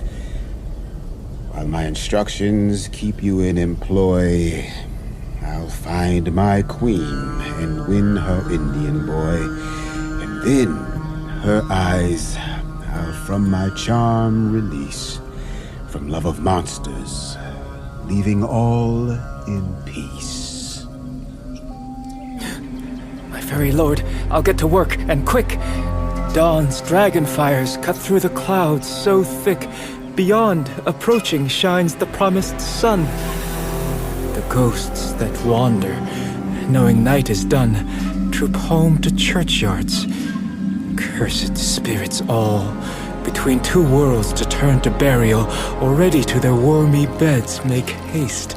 For fear that day may see them with distaste, in shame they hide their sorry truth from light, eternally consorting with the night.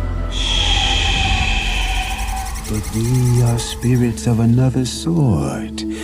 With morning's love and sporting, I cavort, and like a forester, the path I tread approaches dawn's horizon in her fiery red, and in this threshold, brightened by his beams, there Neptune fashions gold from salty streams. But now the dawns are wasting, no delay.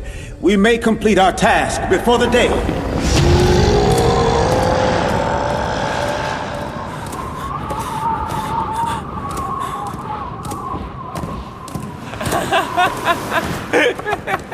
Up and down, up and down. I will lead them up and down. I am feared in field and town. Goblin, lead them up and down. Here comes one. Demetrius, where are you? Speak up now! Here, villain! Drawn and ready. Where are you? I'm coming straight your way! Then follow me to plainer ground! Lysander! Speak again! You run away, you coward! Have you fled?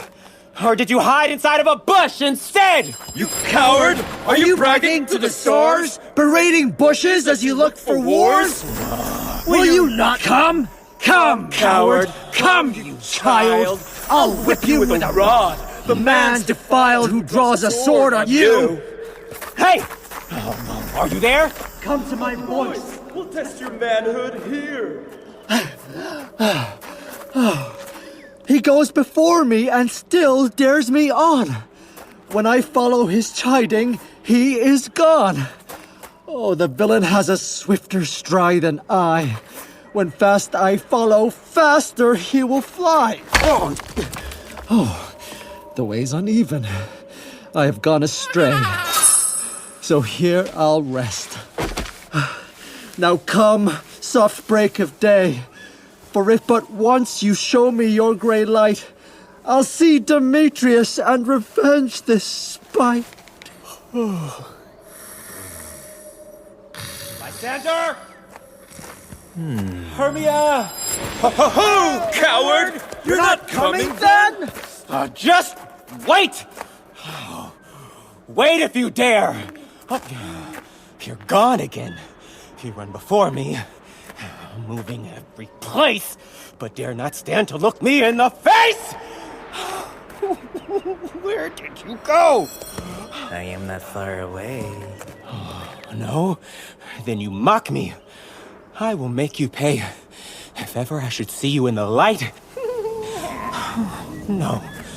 Go your way. Faintness holds me tight to measure out my height on this cold bed. When day approaches, you'll be visited.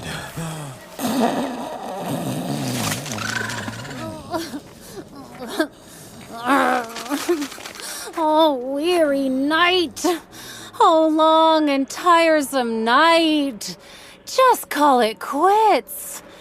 Bring comfort from the east to guide me back to Athens in the light, that from the haters I may be released. And sleep, who blinds us to what sorrows see, please kidnap me from my own company.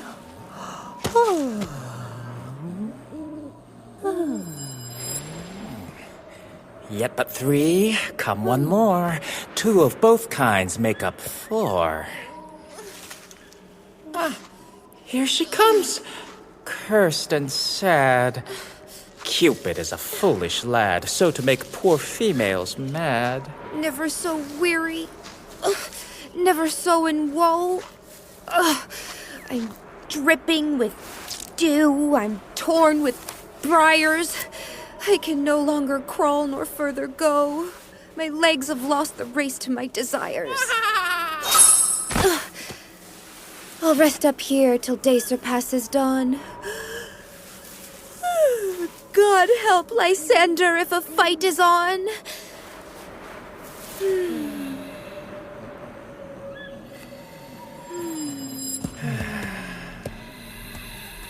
On the ground, sleep sound. I'll apply to your eye, gentle lover, remedy.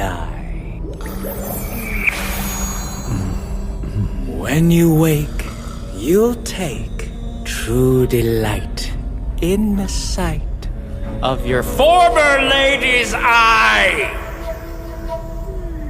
And the country proverb known that every man should take his own in your waking shall be shown. Jack shall have Jill, none shall go ill. The man shall have his mare again, and all be well.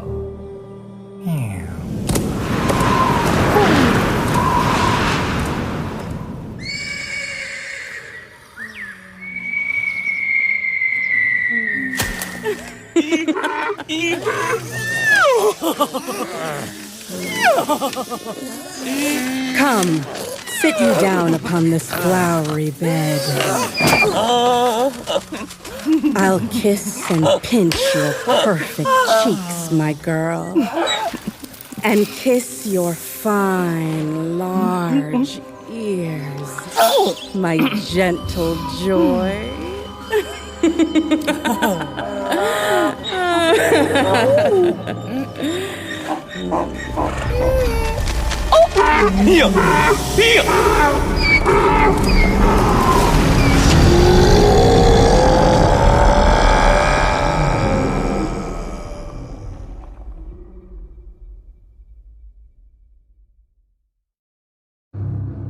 Next Chapter Podcast is proud to present the Play On podcast series, Coriolanus, in a new modern English verse translation by Sean San Jose.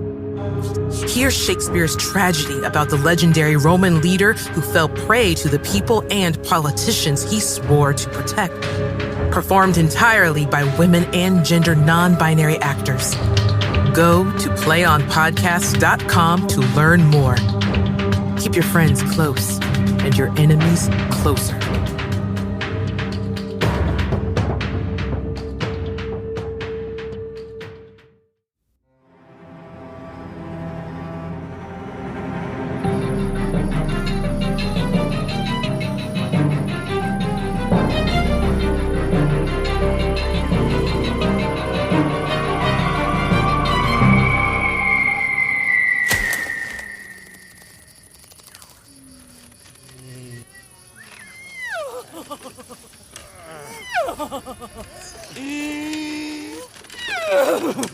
Come, sit you down upon this flowery bed. I'll kiss and pinch your perfect cheeks, my girl. Stick perfumed roses in your sleek, smooth head. And kiss your fine, large ears, my gentle joy.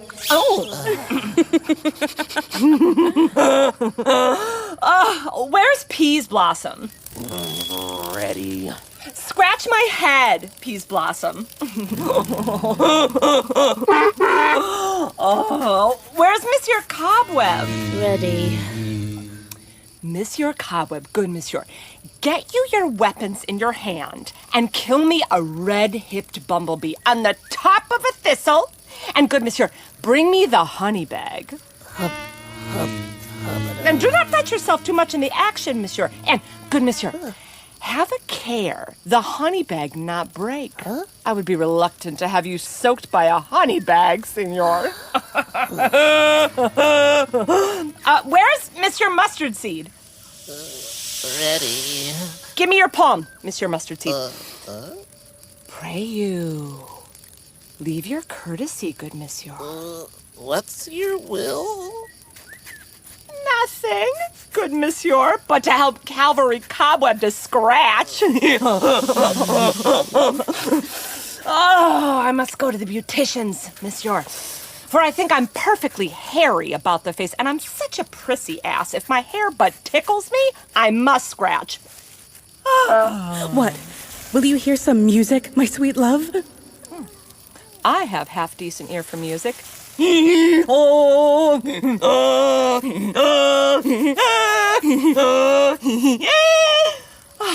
out the tongs and the bones.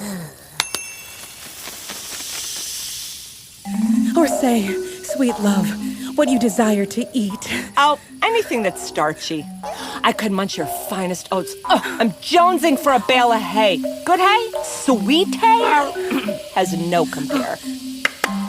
I have a venturous fairy that shall seek the squirrel's hoard and gather you new nuts.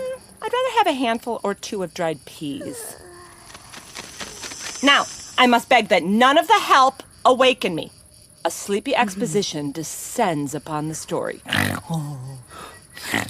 Sleep you, and I will wind you in my arms. Fairies, be gone, and be always away. Much as the woodbine, the sweet honeysuckle gently entwines, as female ivy so enrings the barky fingers of the elm. Oh, how I love you. How I dote on you.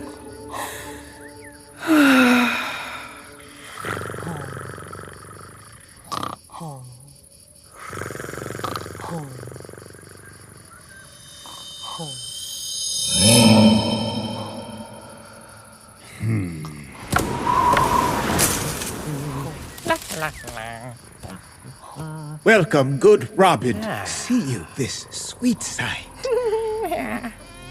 Her dotings on this, I begin to pity.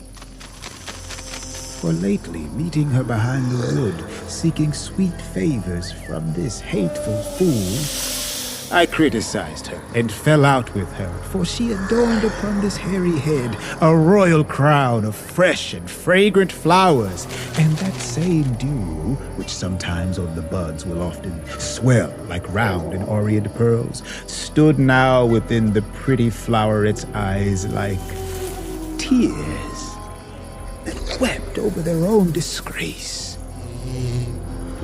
And once I had my fill of taunting her, she calmly asked my patience. In reply, I then did ask to take the changeling child, and right away she gave him, sent by fairy to bring him to my bower in fairyland.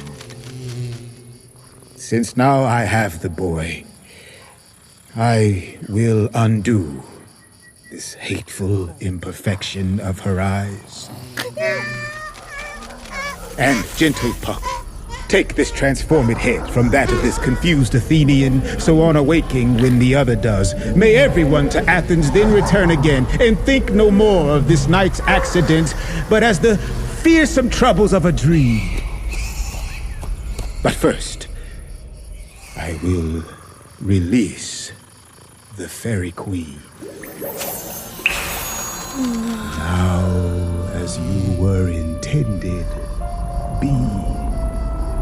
See as you were meant to see. Diana's bud or Cupid's flower has such force and blessed power. Now, my Titania, wake you, my sweet queen. My Oberon, what visions have I seen?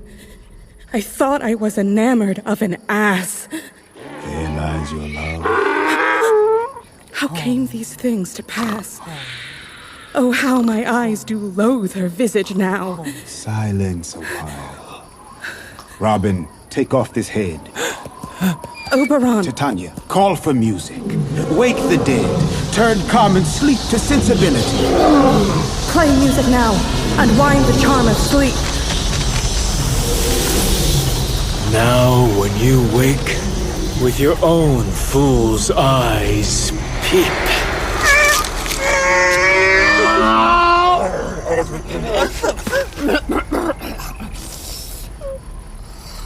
Sound!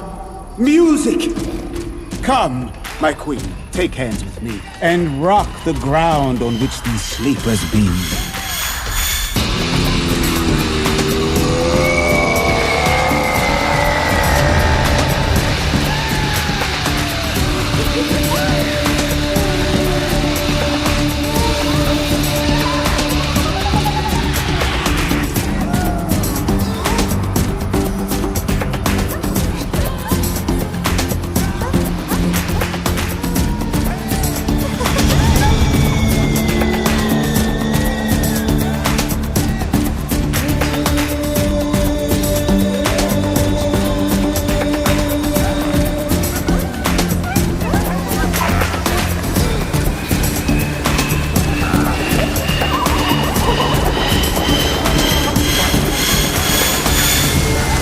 You and I are in new unity. And will tomorrow midnight solemnly dance in Duke Theseus' house triumphantly and bless his house for all prosperity. May all our faithful lovers wedded be at last, along with Theseus joyously. Fairy King, please heed this mark. I do hear the morning lark.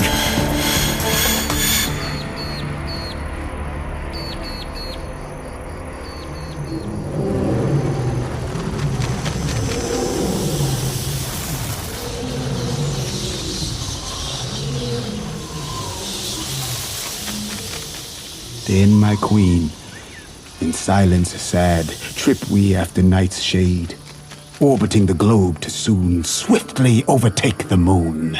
Come, my lord, and in our flight, tell me how it came this night that while sleeping I was found with these mortals on the ground.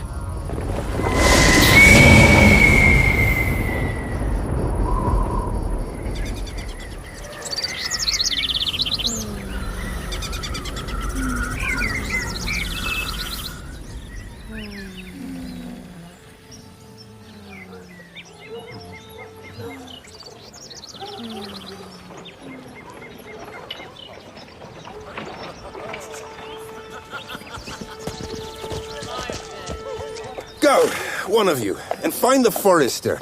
Our Mayday observation must begin! Yes. And since we have the early part of the day, my love shall hear the music of my hounds freed in the Western Valley. Let them go, get going, I say, and find the forester. Your Grace. We will, fair queen, go to the mountain's top and hear the musical confusion of hounds and echo as they play together. I was with Hercules and Cadmus once, when in a wood of Crete they caught the bear with hounds of Sparta. Never did I hear such gallant scolding, for besides the groves, the skies, the fountains, every region near seemed all a single cry. I never heard so musical a discord, such sweet thunder. My hounds are bred out of the Spartan kind. Oh. Thick-jawed and sandy-colored, their heads hung with ears that sweep away the morning dew. Dew-soaked, crook-legged, much like Thessaly bulls, slow in pursuit, but with a bark like bells, each under each. A cry more musical was never holloed to, nor cheered by horn in Crete, in Sparta, nor in Thessaly. You be the judge.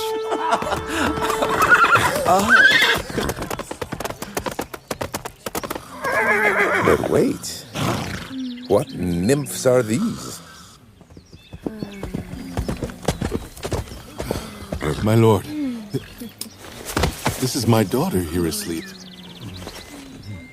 And this Lysander, this Demetrius, this Helena, old Mater's Helena. I wonder why they're sleeping here together. No doubt they rose up early to observe the rite of May, and hearing our intent, came here, respecting our solemnity. But speak, Egeus. Is this not the day that Hermia should tell us of her choice? It is, my lord. Go, have the huntsmen wake them with their horns. Your Grace.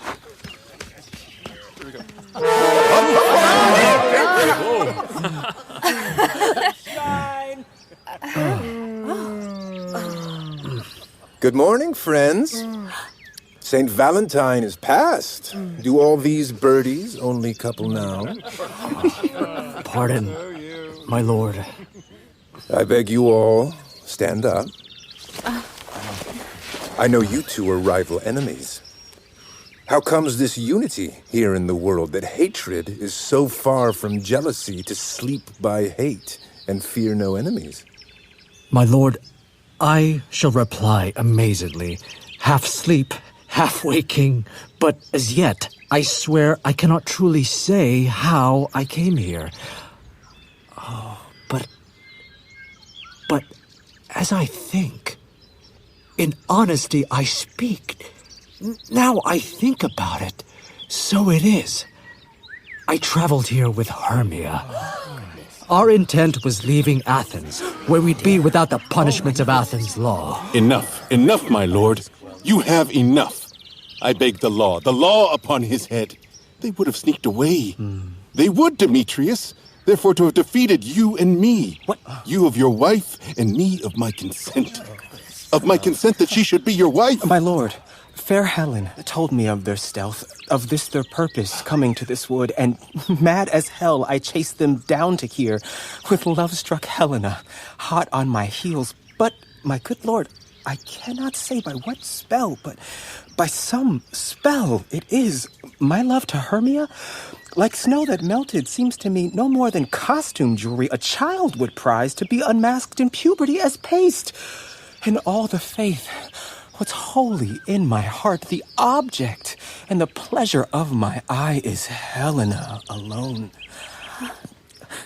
I was engaged to her, my lord, before I noticed Hermia, but like being sick, I hated food I loved, but then in health, my normal taste came back. My every appetite is Helena. Forever I'll be true to she I love. Hermia, How blessed are the meetings of each love. We'll hear more on this topic, just not now. Egeus, I will overrule your will. For in the temple soon enough with us, these couples shall eternally be wed. And as the morning has worn herself out, our hunting trip will take some other day. Let's all head home to Athens, 3 and 3. We'll hold ourselves the solemnest of feasts. Oh, come, Hippolyta.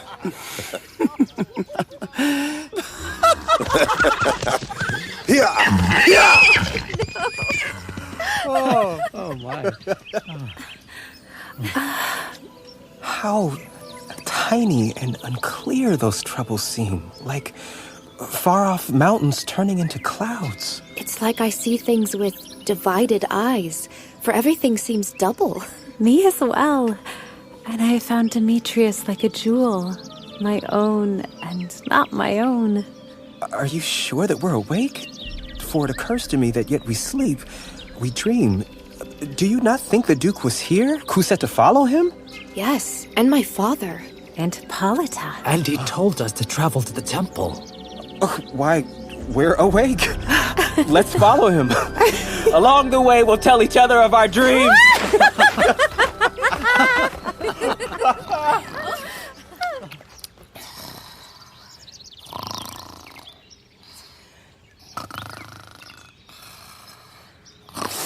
When my cue comes, call me and I will answer. My next cue is most fair pyramid.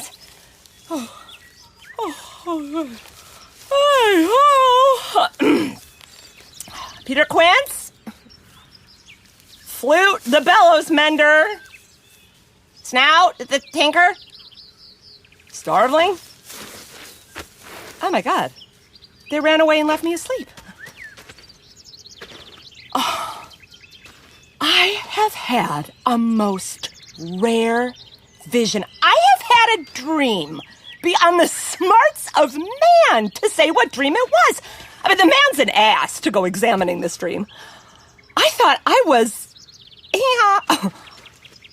There is no man can tell what. I thought I was... And I thought I had... But man is but a mended fool if he even offers to say what I thought I had.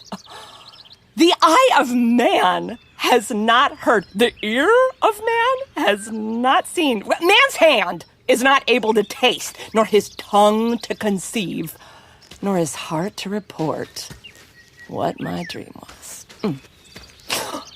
I will get Peter Quince to write a ballad of this dream. It shall be called Bottom's Dream, because it has no bottom. And I will sing it in the latter end of the play before the Duke. Perhaps, to make it the more gracious, I shall sing it at her death. Oh, wait.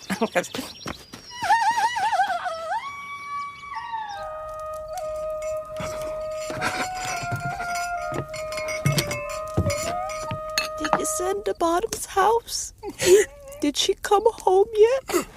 She'll not be found, Peter Quince. You can bet she's kidnapped. Without her, the play is tarnished. It can't proceed, can it? Impossible. No man of Athens can discharge a Pyramus but she. No, she has simply the best wit of any handicraftsman in Athens. Yes, and the best person, too. And she is a great paramour if you go by her sweet voice. You must say paragon. A paramour is, God bless us, a thing of nothing.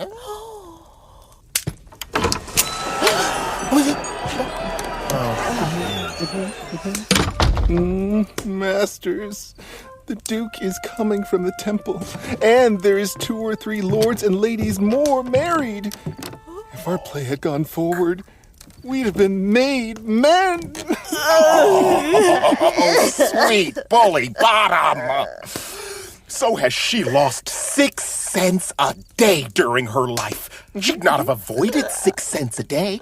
And the Duke had not given her 6 cents a day for playing Pyramus, I'll be hanged. Yes. She would have deserved it. 6 cents a day as Pyramus, or nothing. How is she gonna survive? Where are these lads? Where are these hearts? Almost great day. Almost happy hour. Masters, I am to tell you of wonders, but ask me not what for, because if I tell you, I am no true Athenian. I will tell you everything right as it fell out. Let us hear, sweet Bottom. Not a word of me. All that I will tell you is that the Duke has dined. Get your apparel together, good strings to your beards, new ribbons to your pumps. Meet me presently at the palace. Every man look over his part, for the short and the long is... Our play is preferred. Yes! Yes! In any case, let Thisbe have clean linen, and let not him that plays the lion clip his nails, for they shall hang out for the lion's claws. And most dear actors, eat no onions nor garlic, for we are to utter sweet breath. And I expect that they shall say it is a sweet comedy. Bottom, can you listen to my voice? Is it too high? No more words. Away. Go away.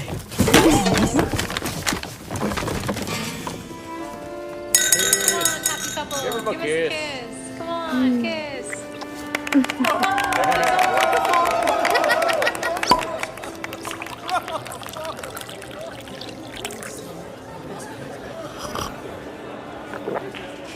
Strange story, Theseus, that these lovers tell. More strange than true. I never may believe these antique fables or these fairy tales. Lovers and madmen have such busy brains, creative fantasies that capture details more than pure reason ever comprehends. The lunatic, the lover, and the poet reside together in imagination. One sees more devils than vast hell can hold. That is the madman. The lover, all is frantic, sees Helena Troy in an unlikely face. The poet's eye, which rolls in a fine frenzy, looks round from heaven to earth, from earth to heaven, and as imagination emanates the forms of things unknown, the poet's pen turns them to shapes and gives to nothingness a local habitation and a name. Such tricks have strong imagination, that if it would but capture then some joy, it comprehends some bringer of that joy. Or, in the night, when one is full of fear, how easy is a bush assumed to bear? With all the story of the night told over, and all their minds transformed together, experience exceeds imagination, so birthing something solid to endure, however strange and admirable it is. Here come the lovers, full of joy and mirth. Joy, gentle friends, and freshest days of love accompany your hearts. More than you wish waits in your royal walks, your room, your bed. Come now, what plays?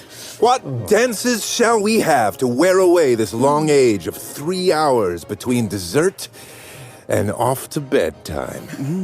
Where is our usual manager of mirth? What festivities await? Is there no play to ease the boredom of a torturous hour? What entertainment have we for this evening? What mask? What music? How shall we all spend the lazy time, if not with some delight? Here is a list of all the fun in store. Make choice of which your highness will see first. The battle with the centaurs, to be sung by an Athenian eunuch to the harp. Will none of that. That I have told my love to honor my relation, Hercules. Ooh, the riot of the tipsy bacchanals tearing the Thracian singer in their rage. That is a tired tale, and it was played when I came back a conqueror from Thebes. The thrice 3 muses mourning for the death of learning, late deceased in poverty. That is some satire, keen and critical, most inappropriate for a wedding day. Ooh, a tedious, brief scene of Pyramus and his love Thisbe.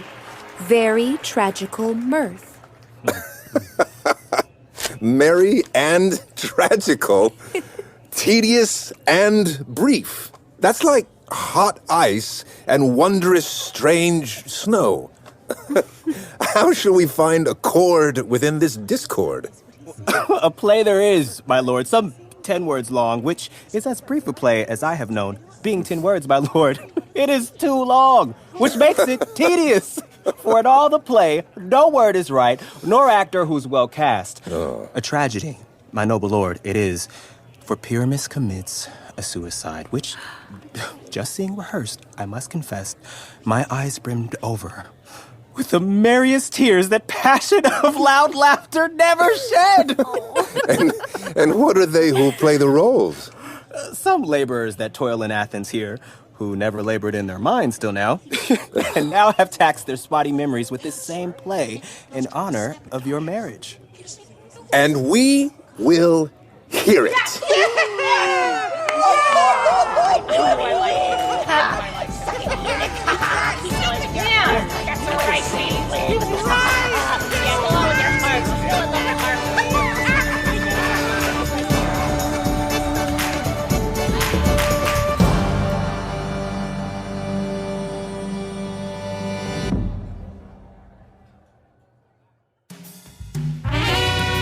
Next Chapter Podcast is proud to present the Play On podcast series King Lear. I'll stand in honor of the royal family. Starring Keith David. Our most dear and honored King Lear. In a new modern English verse translation by Marcus Gardley. Tell me, dearest daughters, which of you shall say she loves me most? You did not obey our father, and therefore deserve the punishment handed down to you. Here's Shakespeare's epic tragedy, performed by some of the most accomplished actors of our time. Only the grave now can bring me peace. Go to playonpodcast.com to learn more. There's a sickness that comes with age. Anyone can see how this world works. Just look with your ears. Have a splendid life.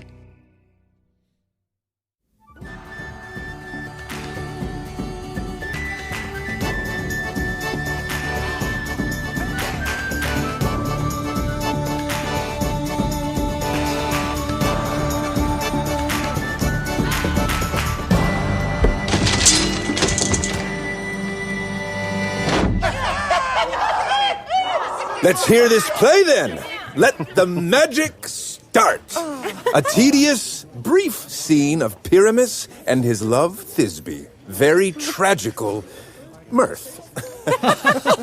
It's not for you, my lord. I've heard it through, and it is nothing in the world, unless you have a laugh at their intentions, as truly they're in way over their heads to do you service. I will hear that play, for never anything can be a wrong when simpleness and duty offer it. Go, bring them in, and take your places, ladies. I dislike seeing anguish overplayed, nor duty dying from a life of service. My gentle sweet, you shall see no such thing. He says they can do nothing of the kind. The kinder we are, giving thanks for nothing. Our fun shall be observing their mistakes, and if they're short of competent, we'll say, you all were working very hard up there. Where I have gone, ambassadors have come to greet me with premeditated welcomes, where I have seen them shiver and look pale, make periods in the midst of sentences, bungle their practiced accent in their fears, and in conclusion, dumbly breaking off, not paying me a welcome. Trust me, sweet, out of this silence, I detect a welcome. And in this nervous, stammered introduction, I read as much as from the wordy tongue of confident and practiced eloquence. Love, therefore, and tongue-tied simplicity in least speaks most. At least from what I've seen. So please, your grace, the prologue is arriving. Let him approach.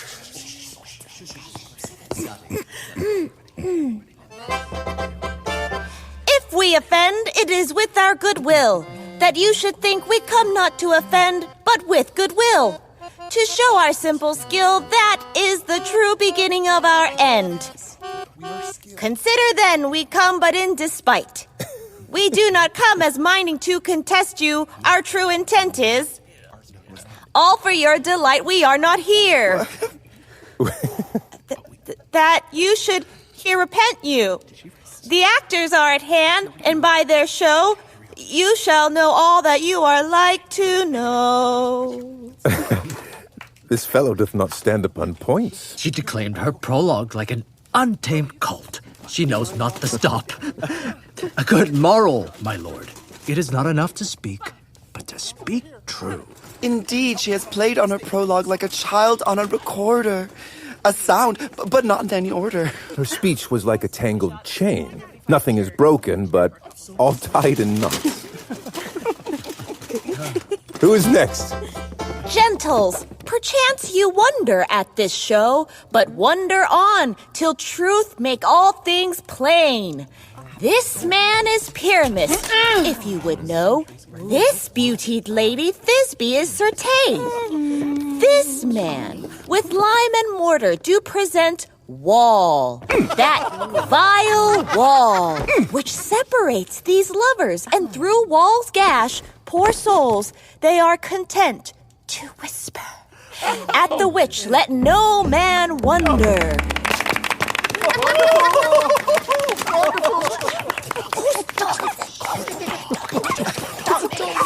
Me, here, with lantern, dog, and bush of thorn, presents here moonshine. For, if you will know, by moonshine did these lovers think no scorn to meet at Nina's tomb, there to woo. This grisly beast, of lion known by name, the trusty Thisbe, coming first by night, did scare away, or rather did affright. And as she fled, and dropped her shawl, which lion vile with bloody mouth did stain.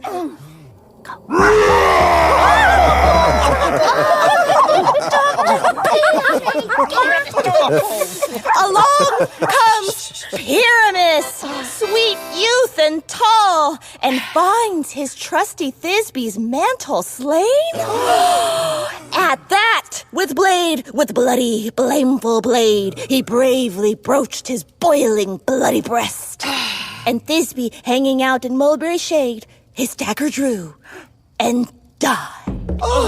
For all the rest, let lion, moonshine, wall, and lovers twain begin discussion, while here they remain.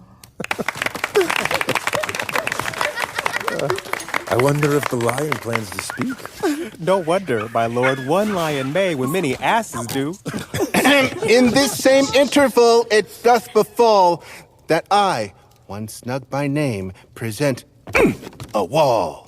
And such a wall as I shall now rehash, inside it had a glorious hole, or gash, through which the lovers, Pyramus and Thisbe, did whisper often, very secretly, this sand, this mortar, and this stone here show, I am that very wall. The truth is so. And this the cranny is, right and sinister, through which the fearful lovers are to whisper. Do you need lime and hair to speak more clearly? It is the wittiest partition that ever I heard converse, my lord. Pyramus draws near the wall. Silence. Oh, grim look night. Oh, night with hue so black. Oh, night whichever is when day is not. Oh, night, alack, alack, alack. I fear my Thisbe's promise is forgot. And you, oh wall, oh sweet, oh lovely wall, that stands between her father's ground and mine. You wall, oh sweet and lovely wall, show me thy gash to mash against mine eyne. Thanks, courteous wall. Jove shield you well for this. But what do I see? No Thisbe do I see? Oh, wicked wall, through whom I see no bliss. Curse all your stones for so deceiving me. The wall, I think, being sensible, should curse again. But no, in truth, sir, he should not. Deceiving me is Thisbe's cue. She is to enter now, and I am to see her through the wall. You shall see. It will fall cleanly as I told you. Oh, yonder she comes.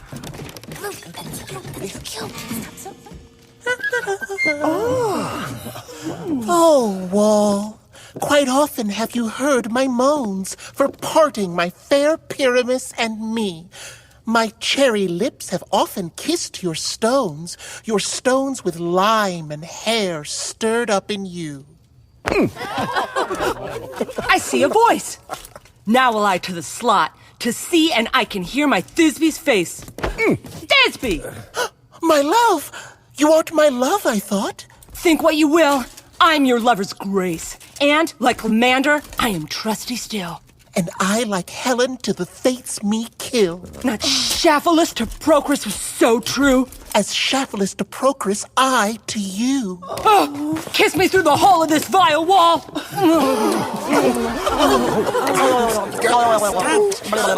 Moist. I kiss a gash, and not your lips at all. Wilt you at Ninny's tomb meet me straightway? Tide life, tide death, I come without delay. Thus have I, wall, my part is played well so. And being done, thus, wall, away doth go. Now the wall divides the two neighbors. No problem solved, my lord, when walls are so willful to hear without warning. This is the silliest stuff that I have ever heard. The best plays like this are but shadows, and the worst are no worse if imagination fills in the blanks. It must be your imagination then, and not theirs. If we imagine no worse of them than they of themselves, they may pass for excellent men. Here come two noble beasts in, a man and a lion. You ladies, you, whose gentle hearts do fear the smallest monstrous mouse that creeps on floor, may now perchance both quake and tremble here, when lion, rough and wildish rage, doth roar. Then know that I, one Snug the joiner, am a lion fell, nor else no lion's dame. For if I should, as lion, come in strife into this place, 'twere pity on my life. A very gentle beast of good conscience. The very best at a beast, my lord, that ever I saw. This lion is a very fox for his valor. This lantern now. And a goose for keeping secrets. Not so, my lord, for his valor cannot carry his discretion, and the fox carries the goose. His discretion, I am sure, cannot carry his valor, for the goose carries not the fox. It is well. Leave him to his secrets, and let us listen to the moon. This lantern now, the Horn and Moon presents She should wear the cuckold's horns upon her head. She is no crescent, and her horns are invisible within the circumference. This lantern now, the Horn and Moon presents myself, the man in the moon I seem to be. This is the greatest error of them all. The girl should be put into the lantern. How else could she be the man in the moon? She dares not come there for the candle, for you see, it is already in snow. Oh, I grow weary of this moon if she would only change. It appears by her modest light that she is waning, but yet, in politeness and all reason, we must wait it out. Proceed, moon! All that I have to say is to tell you that the lantern is the moon, I, the man in the moon, this thorn bush, my thorn bush, and this dog, my dog. Why, all these should be in the lantern, for all these are in the moon. Oh, but silence! Here comes Thisbe. This is old Ninny's tomb. Dinah's tomb! Where is my love? Oh, yeah. Well roared, lion! Well run, Thisbe! Well shown, moon! Truly, the moon shines with a good grace. Brava! Well moused, lion. And so the lion vanished. And then came Pyramus. Sweet moon, I thank you for your sunny beams. I thank you, moon, for shining now so bright. For by your gracious golden glittering gleams, I trust to take of truest Thisbe's sight. But stay, oh spite. But mark, poor knight, what dreadful sadness here. Eyes, do you see? How can it be? Oh, dainty duck. Oh, dear. Your mantle, good. What? Stained with blood? Approach, you furies fell. Oh, fates come. Come. Cut, thread, and thrum, quail, crushed. Conclude and quell. This passion and the death of a dear friend would nearly come to make a man look sad. Oh, curse my heart, but I pity the man. Oh, why, oh, nature, did you make lions? Since lion vile has here deflowered my dear, which is, which was the fairest dame that lived, that loved, that liked, that looked with cheer. Come, tears! Confound!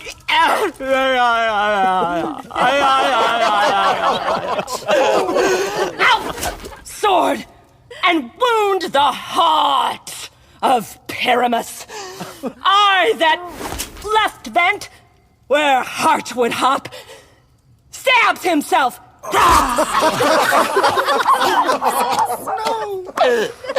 Thus die I.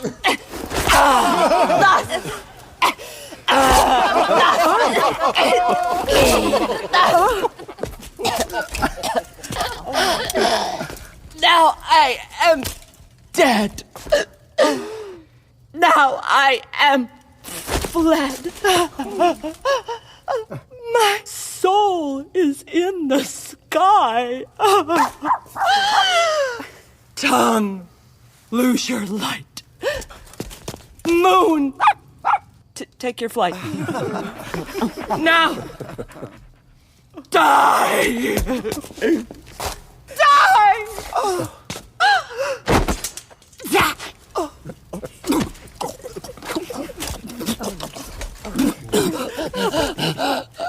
Die!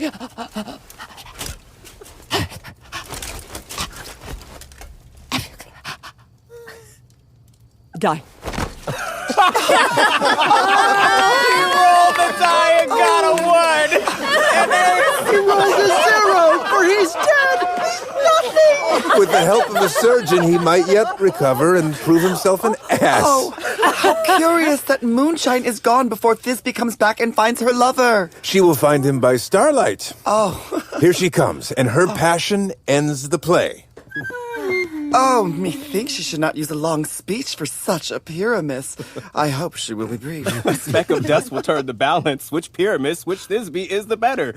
He for a man, God allow us. She for a woman, God bless us.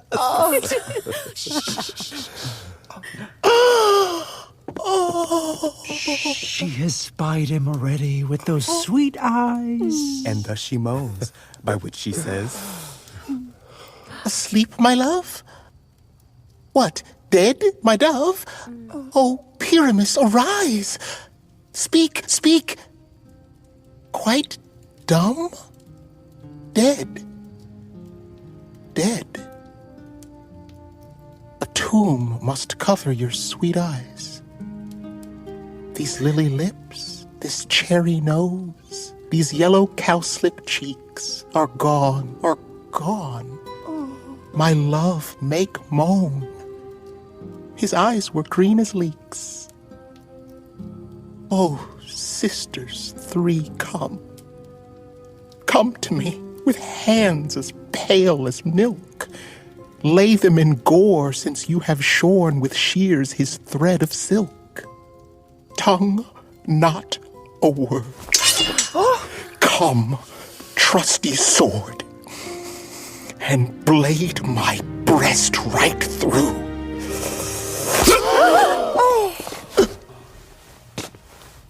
And farewell, friends. Thus, Thisbe ends. Adieu. Adieu. Adieu.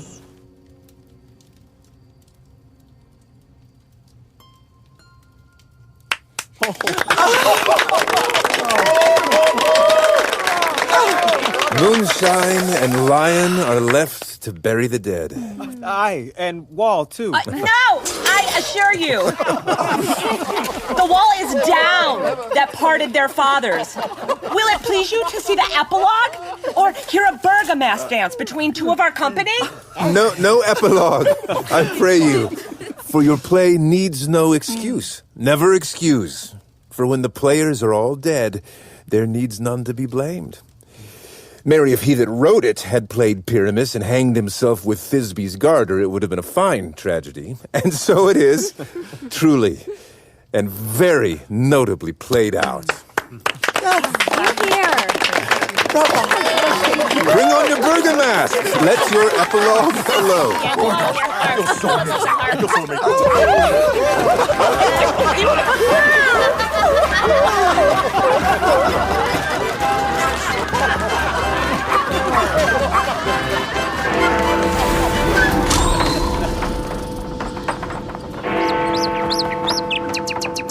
The iron tongue of midnight hath told us 12. Lovers, to bed. 'Tis almost fairy time. I fear we shall outsleep the coming dawn as much as we have overwatched this night. This obvious, gross play has well seduced the heavy step of night. Sweet friends, to bed. To bed. For 2 weeks, we hold this solemnity and nightly revels and new jollity. Snug, I'm so proud of you. Snug, you did so good. I really thought you were going to fail. I think you did a good job at all, but you did a good job.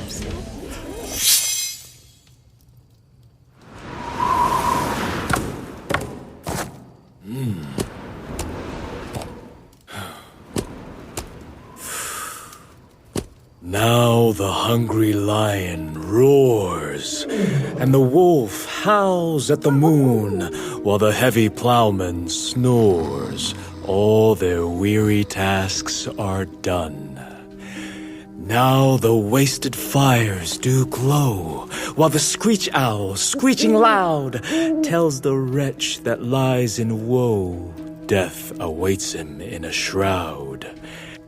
Now it is the time of night that the graves, all gaping wide, every one lets forth his sprite in the churchway paths to glide. And we fairies that do run by the queen of witches' team from the presence of the sun, following darkness like a dream, now are frolic. Not a mouse shall disturb this honored house. I am sent with broom before to sweep the dust behind the door.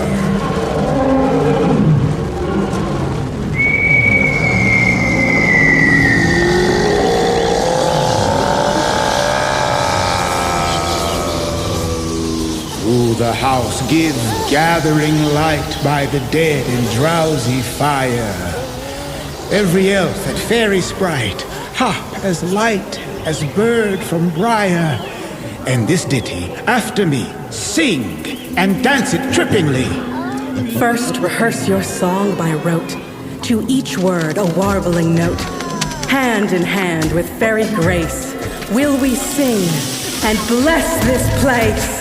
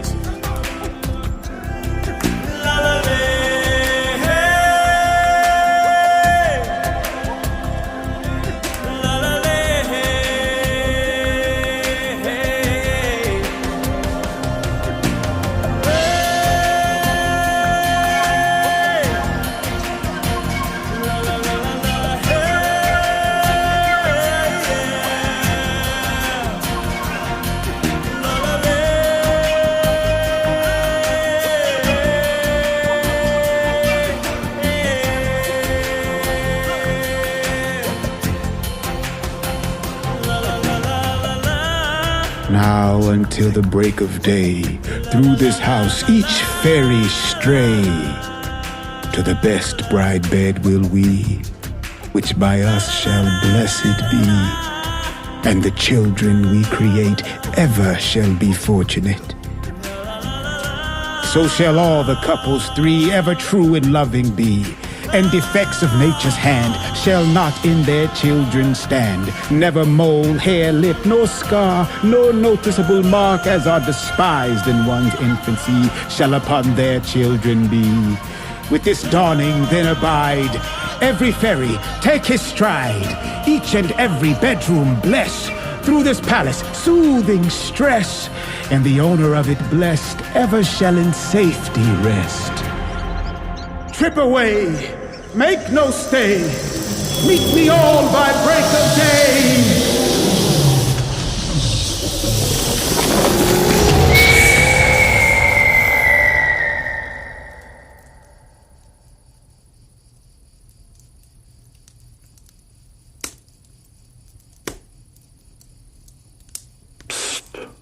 If we shadows have offended, think but this, and all is mended, that you have but slumbered here, while these visions did appear. And this weak and idle theme, no more yielding, but a dream. Gentles, do not reprimand. If you pardon, we will mend. As I am an honest puck, if we have unearned luck to escape the serpent's tongue, we'll amend it before long. Else the puck a liar call.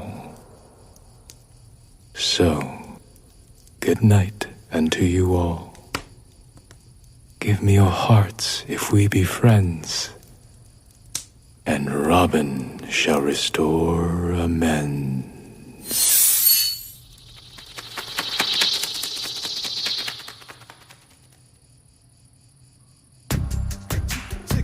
The Play On podcast series, A Midsummer Night's Dream, was translated into the modern tongue by Jeff Whitty and directed by Catherine Eaton. Sound designer Arjun Sheth and Patrick Burgess. Sound engineer Sadaharu Yagi. Dialogue editor Larry Walsh.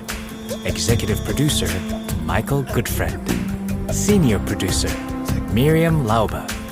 Managing producer Robert Capadona. Coordinating producer Taylor Bailey. Casting by the Telsey office, Karen Castle, CSA, and Ada Karamanian. The cast is as follows: Alexandra Henrikson as Helena, AMARI CHEATOM as Oberon, Armando McClain as Egeus and Snug, Cedric LAMAR as Flute and Mustard Seed, Christopher Livingston as Demetrius and Peas Blossom, DAISUKE TSUJI as Pod, David FURR as Theseus, GOPAL DIVAN as Lysander, Jamie Ann Romero as Hermia and Cobweb, JEENA YI as Quince and Moth, Jen Harris as Bottom, MANILA LUZON as Hippolyta, and Michelle Beck as Titania. Additional support was provided by voice and text consultant Rebecca Clark-Carey, equipment and recording engineer Tommy Freed, the senior manager of business operations and partnerships at Next Chapter Podcasts is Sally Cade Holmes. The Play On podcast series, A Midsummer Night's Dream, is produced by Next Chapter Podcasts and is made possible by the generous support of the Hitz Foundation. For more about the series, go to playonpodcasts.com, where you'll find interviews with the artists, producers, and engineers who brought it all to life. Bottoms up!